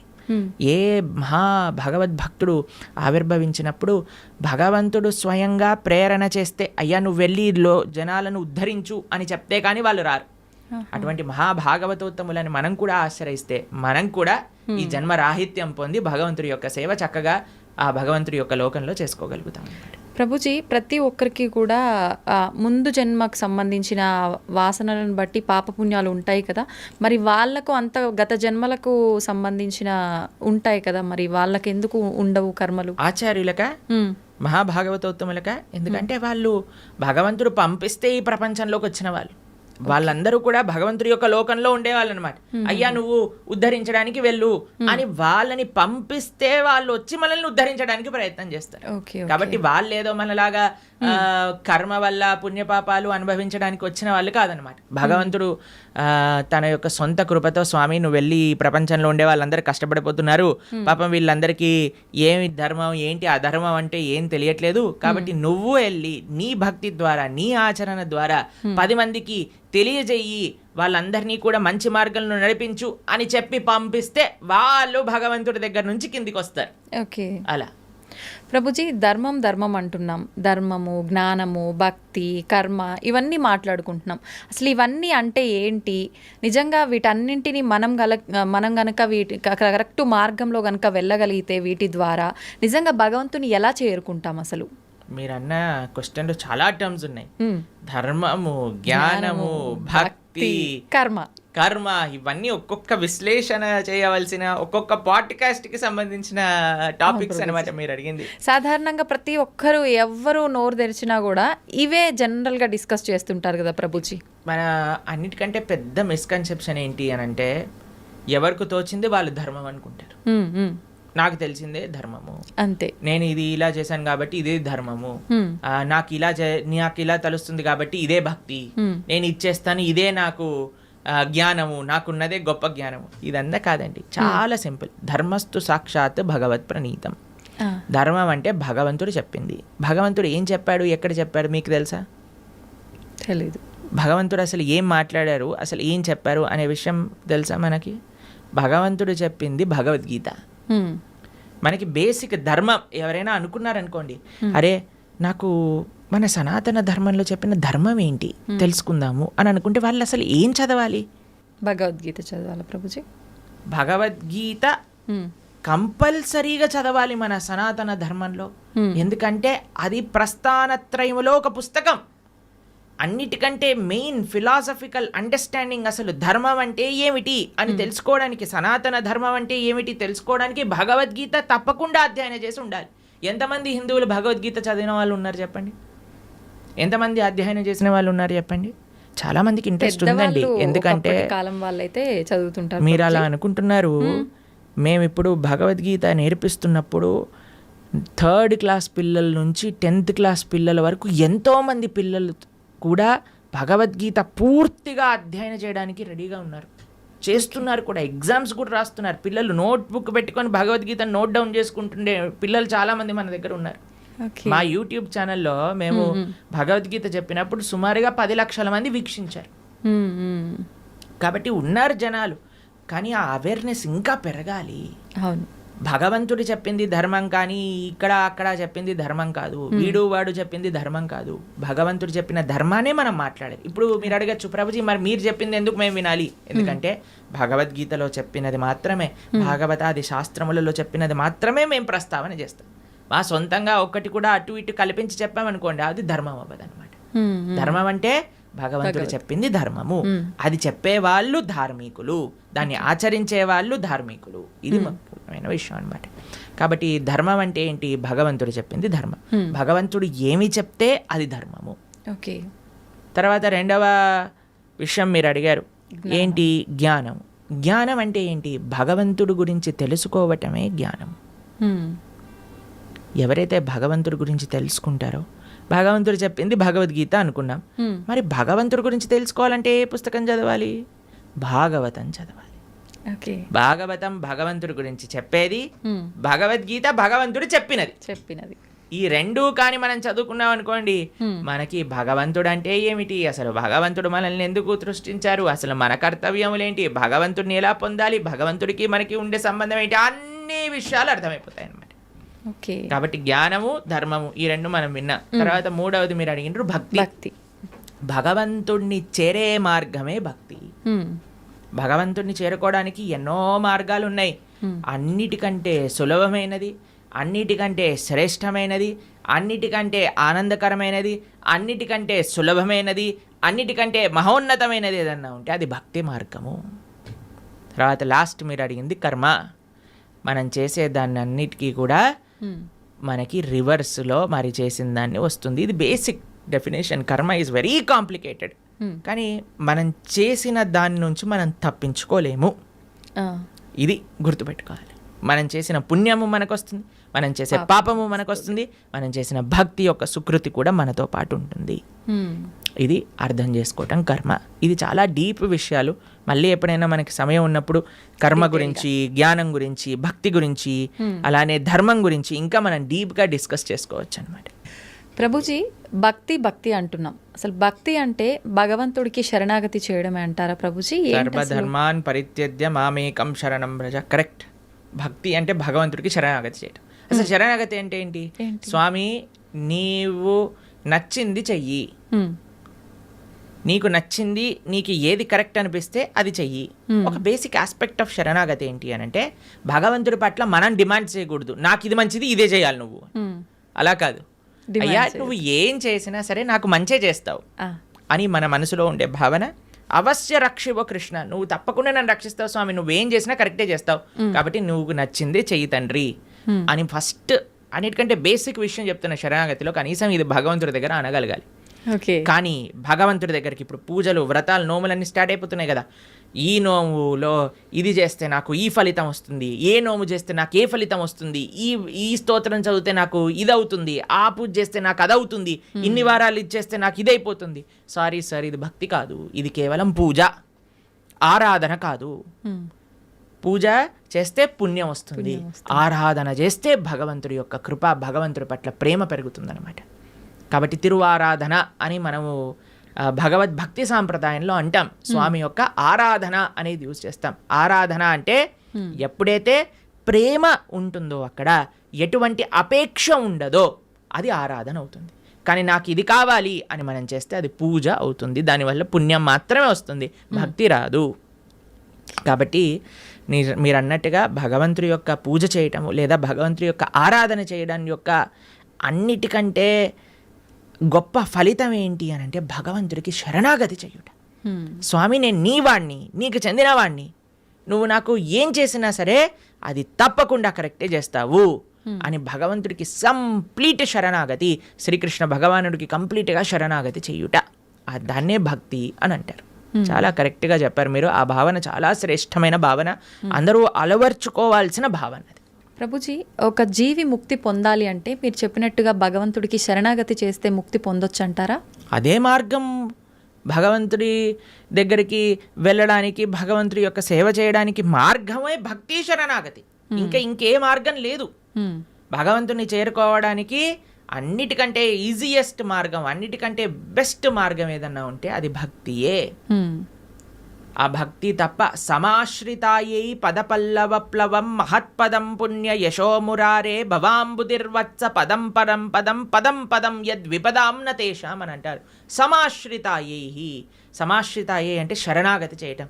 ఎవరైతే భగవంతుడి యొక్క శ్రీచరణాలను ఆశ్రయిస్తారో అటువంటి వాడికి ఏమవుతుందట, ఇంత పెద్ద సంసార సాగరం అంటాం కదండి, సంసార సాగరంలో కొట్టి ముట్టాడుతున్నాం అంటారు కదా, ఆ సంసార సాగరం ఎంత అయిపోతుందట అంటే ఒక గోవు దూడ పాదం ఉంటుంది కదండి, దూడ కానీ బురదలో పాదం పెట్టింది అనుకోండి, ఇంత చిన్న హోల్ అవుతుంది, దాంట్లో ఎంత నీళ్లు ఉంటాయి? తక్కువగా ఉంటాయి. అన్ని నీళ్ళు అయిపోతుందంటే ఈ సంసార సాగరం మొత్తం ఎవరైతే భగవంతుడికి శరణాగతి చేస్తారు. అంత నీటిని ఎంత సులభంగా దాటొచ్చండి, ఒక పాదం పెడితే సరిపోతుంది, దాటి అంతే.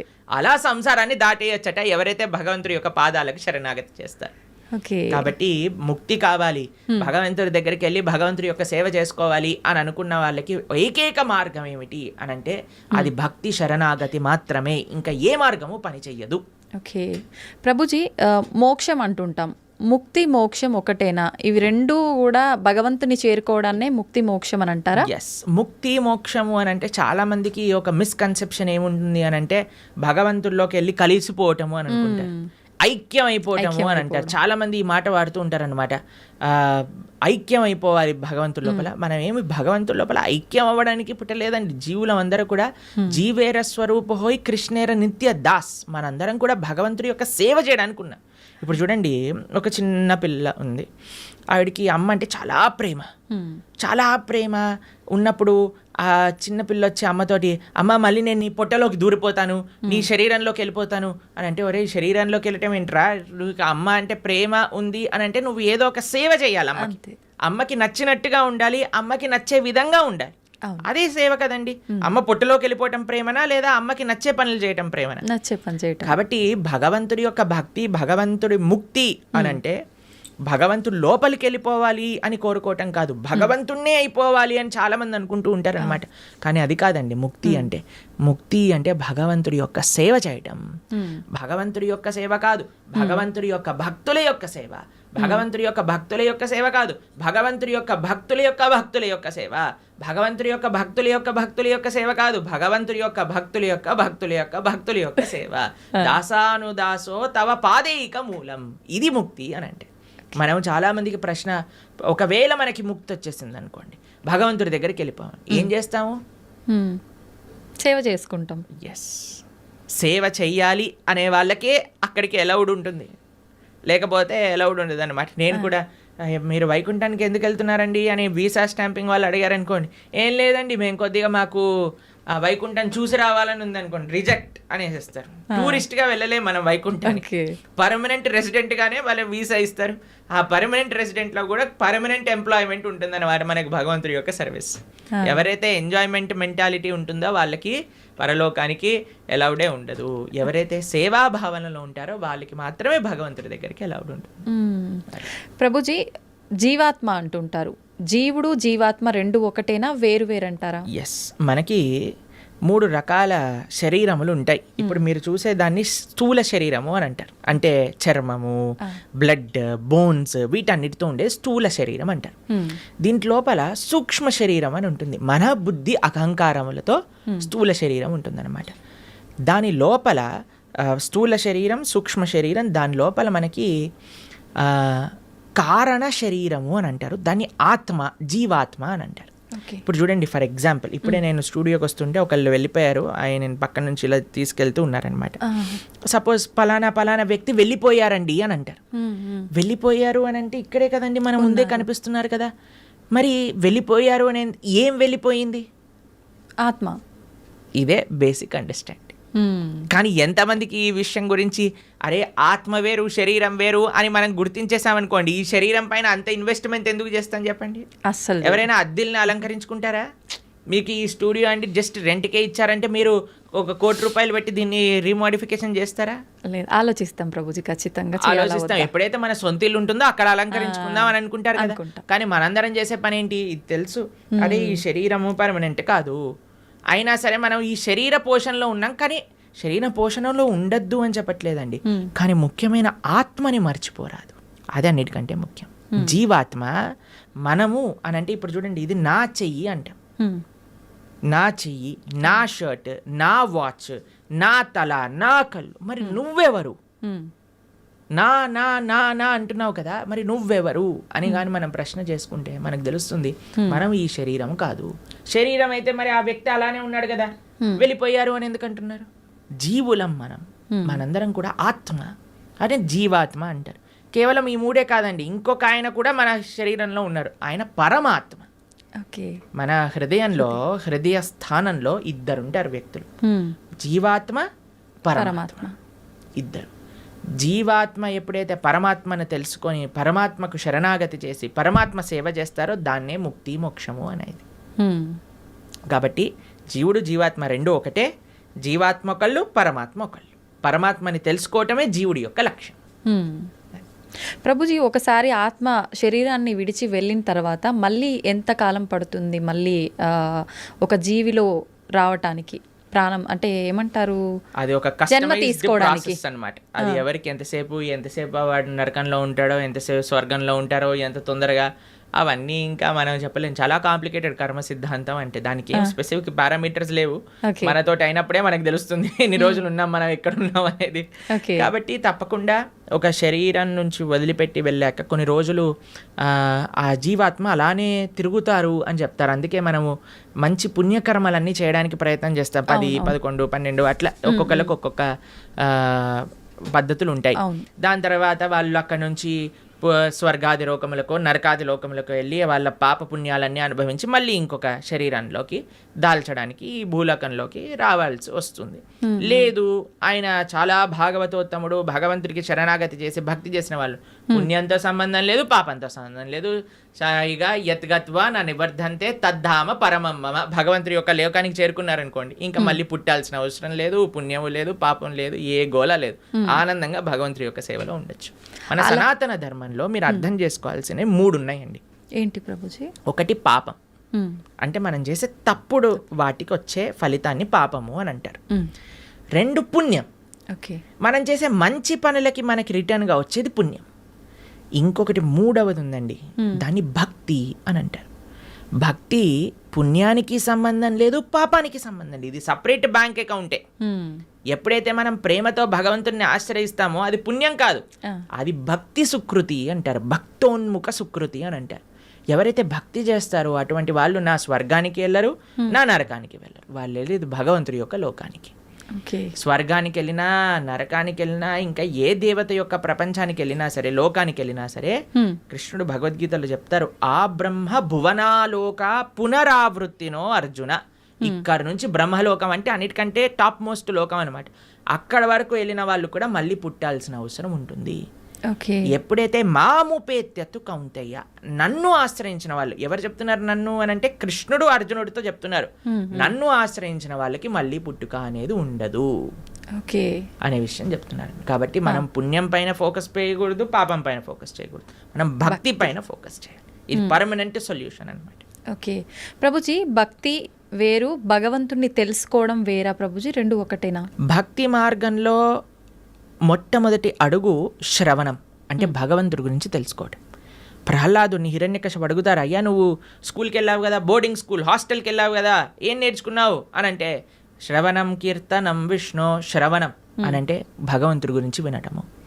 భక్తి అంటే ఏదో పూజలు చేసేసి, ఇక్కడ నుంచి 1000 పూలు పట్టుకొచ్చేసి, ధూపాలు వేసేసి, నోములు ఇచ్చేసి, లక్ష పూలలతో పూజ చేసేసి, ఒక లీటర్ల అభిషేకాలు చేసి, ఇది కాదండి భక్తి అంటే. భక్తి అంటే భగవంతుడి గురించి వినటం.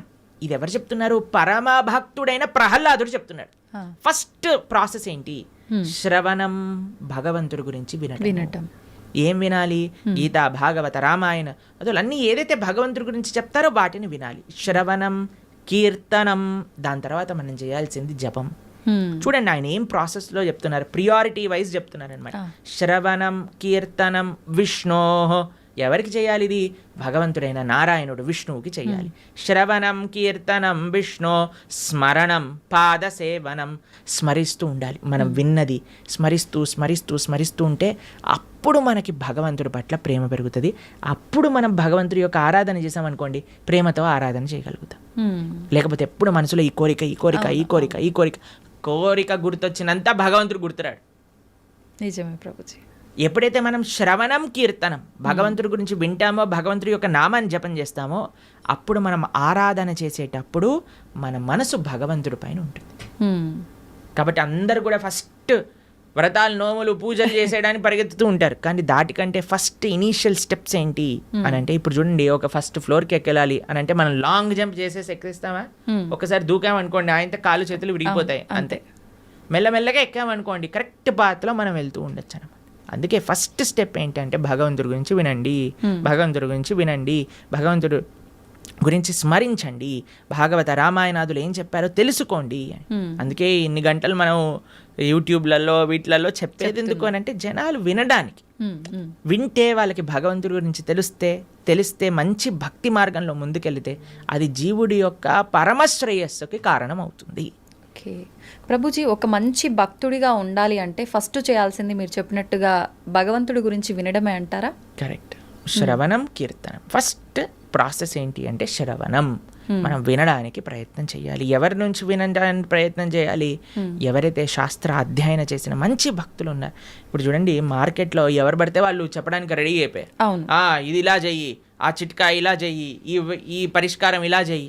అసలైతే ఎంత ఆశ్చర్యం అనిపిస్తుంది అంటే, కొన్నిసార్లు మాకు వీడియోలు పంపిస్తే అసలు ఇలాంటి వ్యక్తుల్ని ఎలా వినగలుగుతున్నారు జనాలు అని అనిపించేటట్టుగా ఆశ్చర్యపడిపోతాం అనమాట. ఎందుకంటే భాగవత మన శాస్త్రాలు చెప్పే విషయం వేరు, వీళ్ళు చెప్పే విషయాలు వేరు. ఒకడు తలపైన చేయబెడతానంటాడు, ఒకడు ఇంకొక మాయ చేస్తానంటాడు, ఇంకొకడు మ్యాజిక్ చేస్తానంటాడు. మాయలు, మ్యాజిక్ కావాలంటే మీరు మ్యాజిక్ షోకి వెళ్ళండి కదా, దేవుడి దగ్గరికి ఎందుకు రావాలి? ఆధ్యాత్మిక గురువు మాయలు, మ్యాజిక్లు, తంత్రాలు, యంత్రాలు, తలపైన చేయబెట్టాలు అవన్నీ చేయరండి. ఆధ్యాత్మిక గురువు ఎప్పుడైనా సరే, మీరు ఏ శాస్త్రంలో చూసినా ఎవరైనా సరే మీరు చూడండి, మన జ్ఞానము వేరే వ్యక్తులకి గురువు ఎప్పుడు కూడా శ్రవణం ద్వారానే పంపిస్తారు. రామ లక్ష్మణులు కూడా విశ్వామిత్రుల దగ్గర నుంచి శ్రవణం చేసి జ్ఞానాన్ని సంపాదన చేసుకున్నారు. కృష్ణుడు సాందీపముని దగ్గర నుంచి శ్రవణం చేసుకొని జ్ఞానాన్ని విన్నారు. అర్జునుడు కృష్ణుడి దగ్గర నుంచి శ్రవణం చేశారా? కృష్ణుడు వచ్చి చేయబెట్టాడు అర్జునుడి పైన శ్రవణం. కాబట్టి భగవంతుడిచ్చిన మార్గము శ్రవణం. మన జ్ఞాన సముపార్జన చేయాలి, మనకి ఏదో అయిపోవాలని మనం మన ధర్మంలో కొంతమంది మనల్ని మోసం చేసే, ఇప్పుడు చూడండి ఎవరికైతే మోసపోవాలని ఉంటుందో వాళ్ళని మోసం చేసే వాళ్ళు రెడీగా ఉంటారు మార్కెట్లో. మన ధర్మంలో మోసాలు చేసేవాళ్ళు తక్కువ అని మనం చెప్పడానికి వీలు లేదు, ఉన్నారు. ఎందుకంటే మనకి ఆ మోసపోయే ప్రవృత్తి ఉన్నది కాబట్టి. ఇది కాకుండా ఇతర మతాల వాళ్ళైతే ఇంకా పీక్స్కి వెళ్ళిపోయారనమాట. వాళ్ళు చేసే మోసాలు కానీ, వాళ్ళు చేసే యాక్టింగ్లు కానీ, వాళ్ళు చేయించే డ్రామాలు కానీ చూస్తే అసలు ఎందుకు ఇంతమంది అక్కడ ఉంటున్నారంటే, అసలు మీరు చూడండి, మేము ఆ వీడియో చూసినప్పుడు మాకు పంపిస్తుంటారనమాట జనాలు, ఇలా ఇలా ఇలా ఇలా వీళ్ళు చేస్తున్నారు ప్రభుజీ, పాస్టర్లు వీళ్ళు అని చూస్తున్నప్పుడు అయితే మాకు అనిపిస్తుంది, ఎవడైనా బుర్రున్నవాడు అసలు ఈ సభకి వెళ్తాడా, అసలు వీక్షిస్తాడా? వేలాది మంది అక్కడ కూర్చొని వీక్షిస్తున్నారు అంటే వీళ్ళందరూ మోసపోవడానికి రెడీగా ఉన్న వాళ్ళనే కాబట్టే కదండి మోసం చేస్తుంది. వాడు ఇంటికి వెళ్ళాక అనుకుంటాడు, అసలు వీళ్ళు ఎంత మూర్ఖులు, అసలు ఎలాంటి వ్యక్తులు వీళ్ళు, నేను చేసే యాక్టింగ్లకి చప్పట్లు కొట్టటాలు, అరవటాలు, ఇలాంటి వాళ్ళు ఉన్నంత వరకు మోసాలు ఆపలేమండి. మన లోపల ఒక జాగరూకం కావాలి. నేను శాస్త్రాన్ని నమ్ముతా, భగవంతుడి యొక్క తత్వాన్ని అధ్యయనం చేస్తా, కానీ మ్యాజిక్ల వల్ల ఏమంటాం, మీరు చేతులు పెట్టటాల వల్ల, ఏవో సృష్టించటం వల్ల, ఏదో మన జీవితంలో ఏదో మంచి జరిగిపోవటం వల్ల, దానివల్ల ఏది వచ్చే ప్రయోజనం లేదండి. ఈరోజు మంచి జరుగుతుంది, రేపేం జరుగుతుంది? జీవుడి యొక్క పరమశ్రేయస్సు భగవంతుడి గురించి తెలుసుకోవటం మనందుకే మేము ఎక్కడికి వెళ్ళినా మొత్తుకునేది ఒకటే విషయం, ఇవన్నీ యొక్క ట్రాప్లో పడకండి. మన మానవ జన్మ ఎన్నో సంవత్సరాల తర్వాత మనకి రేర్గా దొరికిన ఈ అవకాశాన్ని మంచి మార్గంలో ఉపయోగించుకోండి అనే మేము అందరం ప్రార్థన చేస్తూ ఉంటాం అందరికీ కూడా. ఎందుకంటే మాకు అనిపించేది ఏంటి అంటే, పాపం ఇలాంటి వాళ్ళ ట్రాప్లలో పడే వాళ్ళు చెడ్డవాళ్ళు కాదండి. భగవంతుడి గురించి తెలుసుకోవాలి అనుకుంటే కదా వాళ్ళు ఇలాంటి బాబాల దగ్గరికి లేదా ఇలాంటి వ్యక్తుల దగ్గరికి వెళ్ళేది. కానీ మేము అనుకునేది ఏంటి అంటే, మంచి మార్గం కానీ వాళ్ళు తెలుసుకోగలిగితే వాళ్ళ జీవితం పండిపోతుంది. మన శాస్త్రం ఏం చెప్తుంది తెలుసా, ఇలాంటి చెడు వ్యక్తుల వల్ల వెళ్ళే వాళ్ళ పరిస్థితి ఎలా ఉంటుందట అంటే, సగం మింగిన కప్పలాగా ఉంటుందట. పాము ఒక పెద్ద కప్పని పట్టేసుకుంటుంది. ఎంత పెద్దగా ఉంటుందంటే ఆ కప్ప లోపలికి మింగలేదు, బయటికి వదలలేదు. అలాంటి పరిస్థితులు చిక్కుకుపోతారు.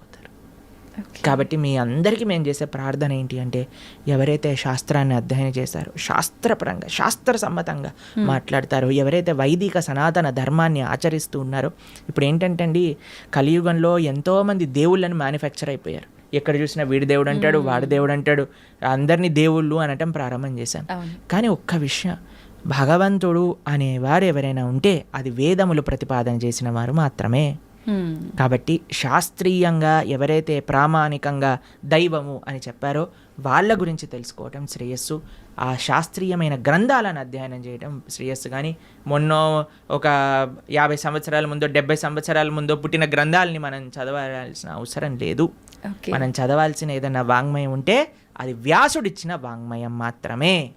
అది చాలా ముఖ్యం. ఓకే ప్రభుజీ, మీరు చెప్పినట్టుగా అంటే వీటన్నింటినీ చదువుకుంటూ భగవంతుడి గురించి వింటూ అలా ఉంటే నిజంగా భగవంతుడి అనుగ్రహం పొందొచ్చు అంటారా? గుళ్ళకి పుణ్యక్షేత్రాలకి వెళ్ళకపోయినా కూడా భగవంతుడి యొక్క అనుగ్రహం పొందాలి అని అంటే భగవంతుడు చెప్పినట్టు నడుచుకోవాలి. మీకు ఒక విషయం చెప్తాను. మీకు మీ పిల్లలు ఉన్నారనుకోండి, మిమ్మల్ని చాలా బాగా చూసుకుంటూ మీరు చెప్పిన పని ఏమీ చేయకపోతే మీకు ఆనందం వేస్తుందా? లేదా మిమ్మల్ని బాగా చూసుకుంటూ మీరు చెప్పిన పనులన్నీ కూడా చేస్తే బాగా ఆనందం వేస్తుందా? లేదా మిమ్మల్ని బాగా చూసుకోకపోయినా జస్ట్ మీరు చెప్పిన పనులన్నీ చేస్తే బాగా ఆనందం వేస్తుందా? బాగా చూసుకోవాలి, చెప్పింది వినాలి, అప్పుడే ఆనందంగా ఉంటుంది కదా. అదే మనం చేయాలి. భగవంతుడు చెప్పినట్టుగా నడుచుకోవాలి, భగవంతుడి యొక్క ఆరాధన చేయాలి. అది నిజమైన మంచి జీవుడు లేదా మంచి సనాతన ధర్మానికి చెందినవాడు చేసే పని. ఇటు భగవంతుడి యొక్క సాంగత్యం లేనప్పుడు మనం భగవంతుడి యొక్క స్మరణతో ధార్మికంగా ఉండటం, అలానే మనం భగవంతుడి యొక్క సేవ చేసుకునే ఒక అవకాశం వచ్చినప్పుడు సాక్షాత్తుగా అక్కడికి వెళ్ళి దర్శనం చేసుకొని ఒక సేవ భావనతో ఉండటం, ఆ రెండు ముఖ్యమే మనకి. ఓకే ప్రభుజీ, కొంతమంది తల్లి గర్భంలోనే ఉన్నప్పుడే రకరకాల రీజన్స్ ఏదైనా ఉండొచ్చు, చనిపోతూ ఉంటారు. అది వాళ్ళ గత జన్మ కర్మఫలమే అంటారా, లేదంటే మరింకేమైనా రీజన్ అయి ఉంటుందంటారా? ఇప్పుడు కర్మ ఎలా పనిచేస్తుంది అంటే అండి, అన్నిటినీ మ్యాచ్ చేస్తుంది అనమాట ఎగ్జాక్ట్ పాయింట్కి. తల్లిదండ్రుల కర్మ ప్రకారం ఏం జరగాలి అది ఉంటుంది, జీవుడు వచ్చేవాడి కర్మలో ఏం జరగాలి అది కూడా ఉంటుంది. అన్నిటినీ కలిపి మ్యాచ్ చేసి ఒక దగ్గర పంపిస్తుంది.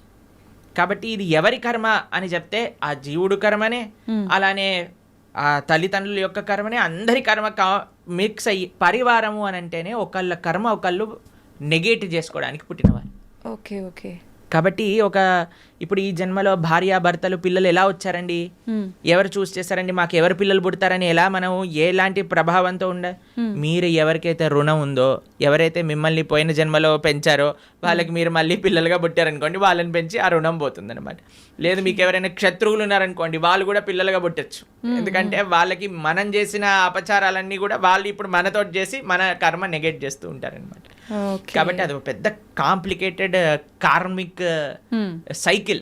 అది ఎవరి కర్మ ఎగ్జాక్ట్గా అని చెప్పటం, అందరి కర్మ కలిసి ఒక కుటుంబం ఏర్పడుతుంది.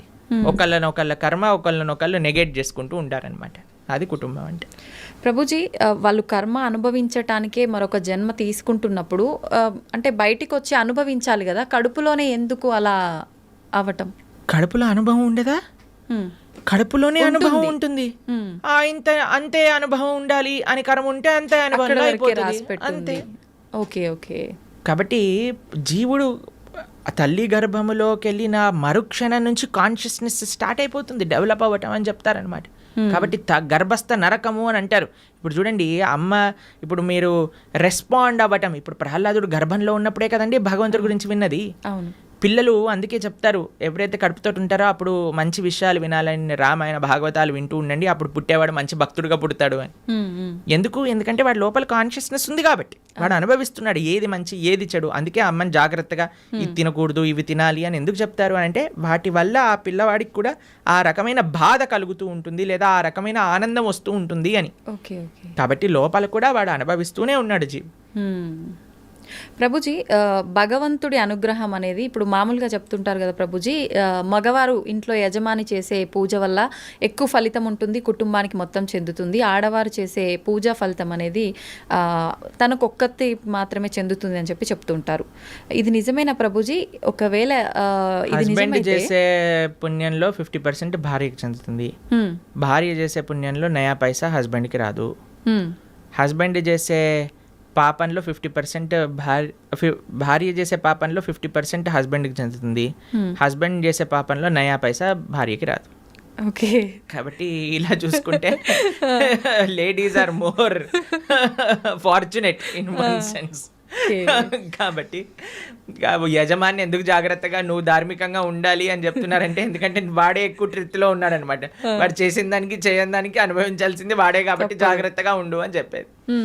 కాబట్టి మనం ఆరాధన అంటే ఏదో ఇప్పుడు చాలా మంది ఆడవాళ్ళు పూజ చేయాలి, మగవాళ్ళు పూజ చేయకూడదు, మగవాడేమో కాఫీ తాగుతూ పేపర్ చదువుతూ కూర్చుంటాడు అనమాట. అది కాదండి. ఫస్ట్ మగవాడి బాధ్యత. మీకు విషయం చెప్పాలా, వైదిక ధర్మంలో వంట కూడా మగవాళ్ళే చేసేవాళ్ళు, ఆరాధన కూడా మగవాళ్ళే చేసేవాళ్ళు. మీకు విషయం చెప్తాను, కొన్ని సంవత్సరాల క్రితం కానీ మనం వెళితే చరిత్రలో బయట ఇల్లు ఊడ్చి తూడ్చి ముగ్గులేయటం కూడా మగవాళ్ళే చేసేవాళ్ళు. మరి ఇప్పుడు ఎందుకు లేదు ప్రభుజీ ఆచారం? మీరు ఉంటే బాగుండేది కదా. కానీ ఇట్ ఈస్ నాట్ ఆడవాళ్ళ పని పూజ అనే నోషన్ ఫస్ట్ పోవాలి. ఆరాధన అంటే అయితే మగవాడే చేయాలా? కాదు, అందరు కలిసి ఆరాధన చేయాలి. ఎలా అందరూ కలిసి ఆరాధన చేస్తారు అని అంటే, ఎవరైతే ఇంటి యజమాని ఉన్నారో ఆయన భగవంతుడి యొక్క ఆరాధన చేస్తూ ఉంటారు. మరి ఇంట్లో ఉండే స్త్రీలు ఏం చేస్తారు, వాళ్ళు చక్కగా భగవంతుడికి నైవేద్యములు తయారు చేసి, భగవంతుడికి పూలమాలలు తయారు చేసి, భగవంతుడికి వస్త్రాలు కుట్టి వీళ్ళు ఆ సేవని సమర్పణ చేస్తారు. పిల్లలు ఏం చేస్తారు, బయటికి వెళ్ళి పూలు తులసి ఇవన్నీ పట్టుకొని వస్తారు. ఏదైనా రూమ్లో ఆ నాన్నకి అమ్మకి, అమ్మ అక్కడ వంట చేసి ఇక్కడికి వచ్చి అందించి భగవంతుడికి నివేదన చేయడానికి ఇస్తూ ఉంటారు. కాబట్టి పరివారం అంతా కలిసి పూజలో పాల్గొంటుంది అనమాట. కాబట్టి ఆరాధన ఎవరు చేయాలి అనే విషయానికి వస్తే, ఇంట్లో ఉండే పురుషులే ఆరాధన చేయాలి అని శాస్త్రం చెప్తుంది. అలానే పురుషులు ఒక్కడి ఆరాధన చేసేసి ఇంకా భార్య ఏం చేయాల్సిన అవసరం లేదా అంటే, అందరు కలిసి ఆరాధన. ఒక్కొక్కళ్ళకి ఒక్కొక్క బాధ్యత. ఒకళ్ళు నైవేద్యం తయారు చేయటం, ఒక పూలమాలలు తయారు చేయటం, చందనం తీయటం, పూలు తేవటం, పుష్పాలు చేయటం, తులసి పదాలు చేయటం, లాస్ట్కి సమర్పణ చేసుకోవటం. అందరు కలిసి చేస్తే అది ఆరాధన అవుతుంది. అందుకే ఆ family that praise together stays together అని అంటారు. అది చాలా ముఖ్యం. You should pray together. ఒకడే ఒకడు వెళ్ళిపోయి పూజ చేసుకొని ఇక వెళ్ళిపోతాడు, దాని తర్వాత ఇంకొకరు వెళ్ళి పూజ చేసుకొని వెళ్ళిపోతారు. అలా కాదు, everybody should together do it అనమాట. అది ముఖ్యం. ప్రభుజీ, కుటుంబ పరిస్థితులను బట్టి సంసార జీవితంలో కొట్టుమిట్టాడుతూ ఉంటారు కొంతమంది. అటువంటి వారు అసలు భక్తి మార్గంలో నడవటం కానీ దైవారాధన కానీ ఏమీ ఉండవు. మరి వాళ్ళు ముక్తి పొందే మార్గం ఏమైనా ఉంటుందా? ఎవరు కొట్టుమిట్టాడు అన్నాడు సంసార జీవితంలో? ఎవరైనా పీక పట్టుకొని నువ్వు కొట్టుమిట్టాడు సంసారంలో అని చెప్పారా? అది మన చాయిస్. మనం దేనికి సమయం ఇవ్వాలి అని అనుకుంటే దానికి సమయం ఇస్తామండి. మనకి ఏది ప్రియారిటీ, నాకేది ముఖ్యం అంటే దానికి సమయం ఉంటుంది కదండి. ఇప్పుడు చూడండి, బిజీ మేము చాలా బిజీ, మాకు జపం చేయడానికి టైం లేదు, మేము గుడికి వెళ్ళలేము అనేవాడు ఇలా వాట్సాప్ స్టేటస్ చూసుకుంటూ ఉంటాడు అనమాట. అందరి మొత్తం కాంటాక్ట్లో ఉన్న వాళ్ళందరివి చూస్తూ ఉంటాడు. మరి వాట్సాప్ స్టేటస్ చూడడానికి ఉన్నాయి, ఫ్యామిలీ గ్రూప్లో వచ్చే అక్కర్లేని చెత్త వీడియోలు అన్నీ చూడడానికి టైం ఉన్నాయి, కానీ ఒక 10 నిమిషాలు కూర్చొని నామ జపం చేయడానికి టైం లేదంటారు. కాబట్టి ఇది జస్ట్ అన్ ఎక్స్క్యూజ్. ఎవ్వరు కూడా ఈ ప్రపంచంలో నాకు టైం లేదు అని చెప్పలేరు. టైం లేదు అని అంటే నీ ప్రియారిటీస్ రాంగ్. నీకు ఈ జీవితంలో ఈ శరీరానికి ఎంతైతే ఇస్తున్నావా నువ్వు, అంతే నీ ఆత్మకు కూడా ఇవ్వాలి అని నీకు తెలిసినప్పుడు, దాన్ని ప్రియారిటీగా పెట్టుకున్నప్పుడు సమయం ఏర్పడుతుంది తప్పకుండా. కాబట్టి ఎవ్వరూ మనల్ని ఫోర్స్ చేయట్లేదండి కొట్టుమిట్టాడు సంసారంలో అని. మనమే కాంప్లికేటెడ్గా చేసుకుంటున్నాం. కాబట్టి మనకి ఈ జ్ఞానం వస్తే దీనివల్ల ఏం ప్రయోజనం లేదు. నా భక్తి, నా ధర్మము, నా దేశము, నా సనాతన ధర్మం గురించి మనం కూడా కొద్దిగా ఆలోచన చేస్తే అప్పుడు మన జీవితం బాగుంటుంది, ఈ దేశ భవిష్యత్తు కూడా బాగుంటుంది. ప్రభుజీ, చాలామంది కష్టాలు ఎక్కువగా ఉన్నాయి, ఇంకా నేను తట్టుకోలేను, ఇంకా నాకు అసలు వేరే దారే లేదు అని చెప్పి ప్రాణం తీసుకుంటూ ఉంటారు, ఆత్మహత్యలకు పాల్పడుతూ ఉంటారు. అలా చాలామంది ప్రాణాలు కోల్పోయి కుటుంబం ఇబ్బందులు పడే వాళ్ళు కూడా చాలామంది ఉన్నారు ప్రభుజీ. అటువంటి వారికి మీరు ఇచ్చే ఆత్మహత్య చేసుకోవాలి అనుకుంటున్న వాళ్ళకి ఒక న్యూస్ చెప్తాను. మీరు ఏదైతే బాధతో చనిపోవాలి అని అనుకుంటున్నారో ఇప్పుడు కానీ చనిపోతే దానికి 1,000,000 రెట్లయ్యి మరు జన్మలో ఆ బాధ అనుభవించాల్సి వస్తుంది. ఎన్ని రెట్లు? 1,000,000 రెట్లు. ఇప్పుడే నువ్వు భరించలేదు అని అనుకుంటే 1,000,000 రెట్లు అయ్యాక భరించే అవకాశం లేదు కదండి. కాబట్టి యూ కెనాట్ ఎస్కేప్. ఆత్మహత్య మహాపాతకం. ఎటువంటి పాతకము అని అంటే దానికి ఎటువంటి ఇంకా ఏం చేయలేమన్నమాట. అది మహాపాతకంలో మహాపాతకం. అటువంటి వాడు నరకంలో చాలా ఘోరమైన పరిస్థితులు అనుభవించాల్సి వస్తుంది. మరుజన్మలో అయినప్పుడు 1,00,00,000,000 రెట్లు ఎక్కువ బాధ ఆ జీవుడికి అదే పరిస్థితిలో వస్తుంది అనమాట. కాబట్టి తస్మాత్ జాగ్రత్త. ఇప్పుడు చూడండి, ఎవరైనా తాళం చేయి తయారు చేశారంటే దానికి తాళం తయారు చేశారంటే తాళం చేయి లేకుండా తయారు చేయరు కదండి. అలాంటి తాళం ఎక్కడైనా చూసారా? మన ప్రతి ప్రాబ్లంకి సొల్యూషన్ ఉంటుంది, ఓపికతో ఎతకాలంతే. కాబట్టి ఐ అండర్స్టాండ్ చాలామంది కాంప్లికేటెడ్ సిచ్యువేషన్స్లో ఉంటారు, కానీ మీరు ధైర్యంగా భగవంతుడి పైన నమ్మకంతో మీరు ప్రయత్నం చేయండి. ఎటువంటి సిచ్యువేషన్ దీనికి సొల్యూషన్ లేదు ఇంకా అనేది ప్రపంచంలో భగవంతుడు తయారు చేయలేదు. మీరు ధైర్యంతో ఉండండి, భగవంతుడు మీతో ఉన్నాడు, మంచి జరుగుతుంది. ఎప్పుడు కూడా ఆత్మహత్య లాంటి విపరీత డిసిజన్స్ మాత్రం తీసుకోకండి. ప్రభుజీ, మీరు అన్నారు అటువంటి పరిస్థితి నుంచి బయటపడే అవకాశం ఉంటుంది, జాగ్రత్తగా ఆలోచించండి. నిజంగా ఆలోచించేంత వీలు ఆ క్షణంలో ఉండదు అనే చెప్పాలి. నిజంగా మనం అంటే వద్దు, మనం ఇలాంటి ఎందుకు లేదు అని అంటే, ఎందుకంటే పిల్లలకి మనం చెప్పట్లేదు కాబట్టి. పిల్లలకి మనం జీవితంలో నుంచి సక్సెస్ ఫస్ట్ రావాలి, 90% ఎక్స్ట్రా, ఐఐటి సీట్ కావాలి, మెడిసిన్లో సీట్ కొట్టాలి. ఎవరైనా చెప్తున్నారా ఏం పర్వాలేదు నాన్న, నువ్వు ఫోటోగ్రఫీ చేసినా పర్వాలేదు, నువ్వు యాంకర్ అయినా పర్వాలేదు అని చెప్తారా పిల్లలకి ఎవరైనా? లేదు. చదువు పైన, లేదా మీరు బ్రహ్మచారి అయినా పర్వాలేదు, నువ్వు సన్యాసి అయినా పర్వాలేదు, నువ్వు ఏదైనా పర్వాలేదు, గొప్పవాడు వాళ్ళు ఆనందంగా ఉండాలని చెప్తారా? ఇవి అసలే డబ్బులు సంపాదన చేయాలి. డబ్బులు సంపాదిస్తే మంచి భార్య వస్తుంది, మంచి భార్య వస్తే మంచి కట్నం వస్తుంది, మంచి కట్నం వస్తే మంచి విలాసంగా ఉంటారు. దీంతో పిల్లల్ని పెంచామనుకోండి, వాడికి ఇది అయిపోతే నా జీవితం ఫెయిల్యూర్ కదా. ఇవన్నీ మన సమాజాన్ని ఇచ్చే రాంగ్ ఎక్స్పోజర్స్, అక్కర్లేని చెత్త అంతా కూడా నెత్తిలో పెట్టుకోవటం వల్ల వచ్చే అనవసరమైన చెత్త ఆలోచనలు తప్ప ఇవన్నీ ఎవరికి. మీరు చూడండి, సూసైడ్ చేసుకునే వాళ్ళని మీరు కానీ చూసారనుకోండి, అనవసరమైన పిల్లలైతే అసలు అనవసరమైన విషయాలకి. అవును, మార్కులు తక్కువ వస్తాయేమో అని ఒక ఆవిడ సూసైడ్ చేసుకుందట, మార్కులు వచ్చాక ఫస్ట్ ర్యాంక్ వచ్చిందట. ఇలాంటి కేసులు విన్నారా? లవ్ ఫెయిలియర్, అలాంటి లవ్ ఫెయిలియర్ వాళ్ళందరినీ నాకే అనిపిస్తుంది వీళ్ళు నిజంగా చచ్చిపోయే వాళ్ళని కాదు, వీళ్ళని నిజంగా తల్లిదండ్రులే బాగా గుణపాఠం నేర్పించాలని. చిన్న చిన్న పిల్లలండి, 10th క్లాస్ పిల్లలు, ఇంటర్మీడియట్ చదివే వాళ్ళు, ఇంజనీరింగ్ చేసేవాళ్ళు, వాళ్ళకి డబ్బులన్నీ ఎందుకు, పిల్లలకి ఎందుకు పంపిస్తున్నామండి? మనం ఏమన్నా లవ్వులలో ఉండమని పంపిస్తున్నారా, లేదా బాధ్యతాయుతంగా చదువుకొని ముందుకెళ్ళాలని పంపిస్తున్నారా? అవును ప్రభుజీ, చదువుకో. కాబట్టి ఇవన్నీ ఎందుకు పిల్లల లోపలికి ఈ ప్రేమ, ఈ ఇన్సెక్యూరిటీస్, ఇవన్నీ ఎందుకు వచ్చాయి అని అంటే మనకుండే రాంగ్ ఎక్స్పోజర్. సినిమాలు, సీరియళ్ళు, ఎక్కడ పడితే అక్కడ చెత్త కదండి మనం చూసేది. ఆ చెత్త అంతా ఉన్నప్పుడు చెత్త ఆలోచనలే వస్తాయి.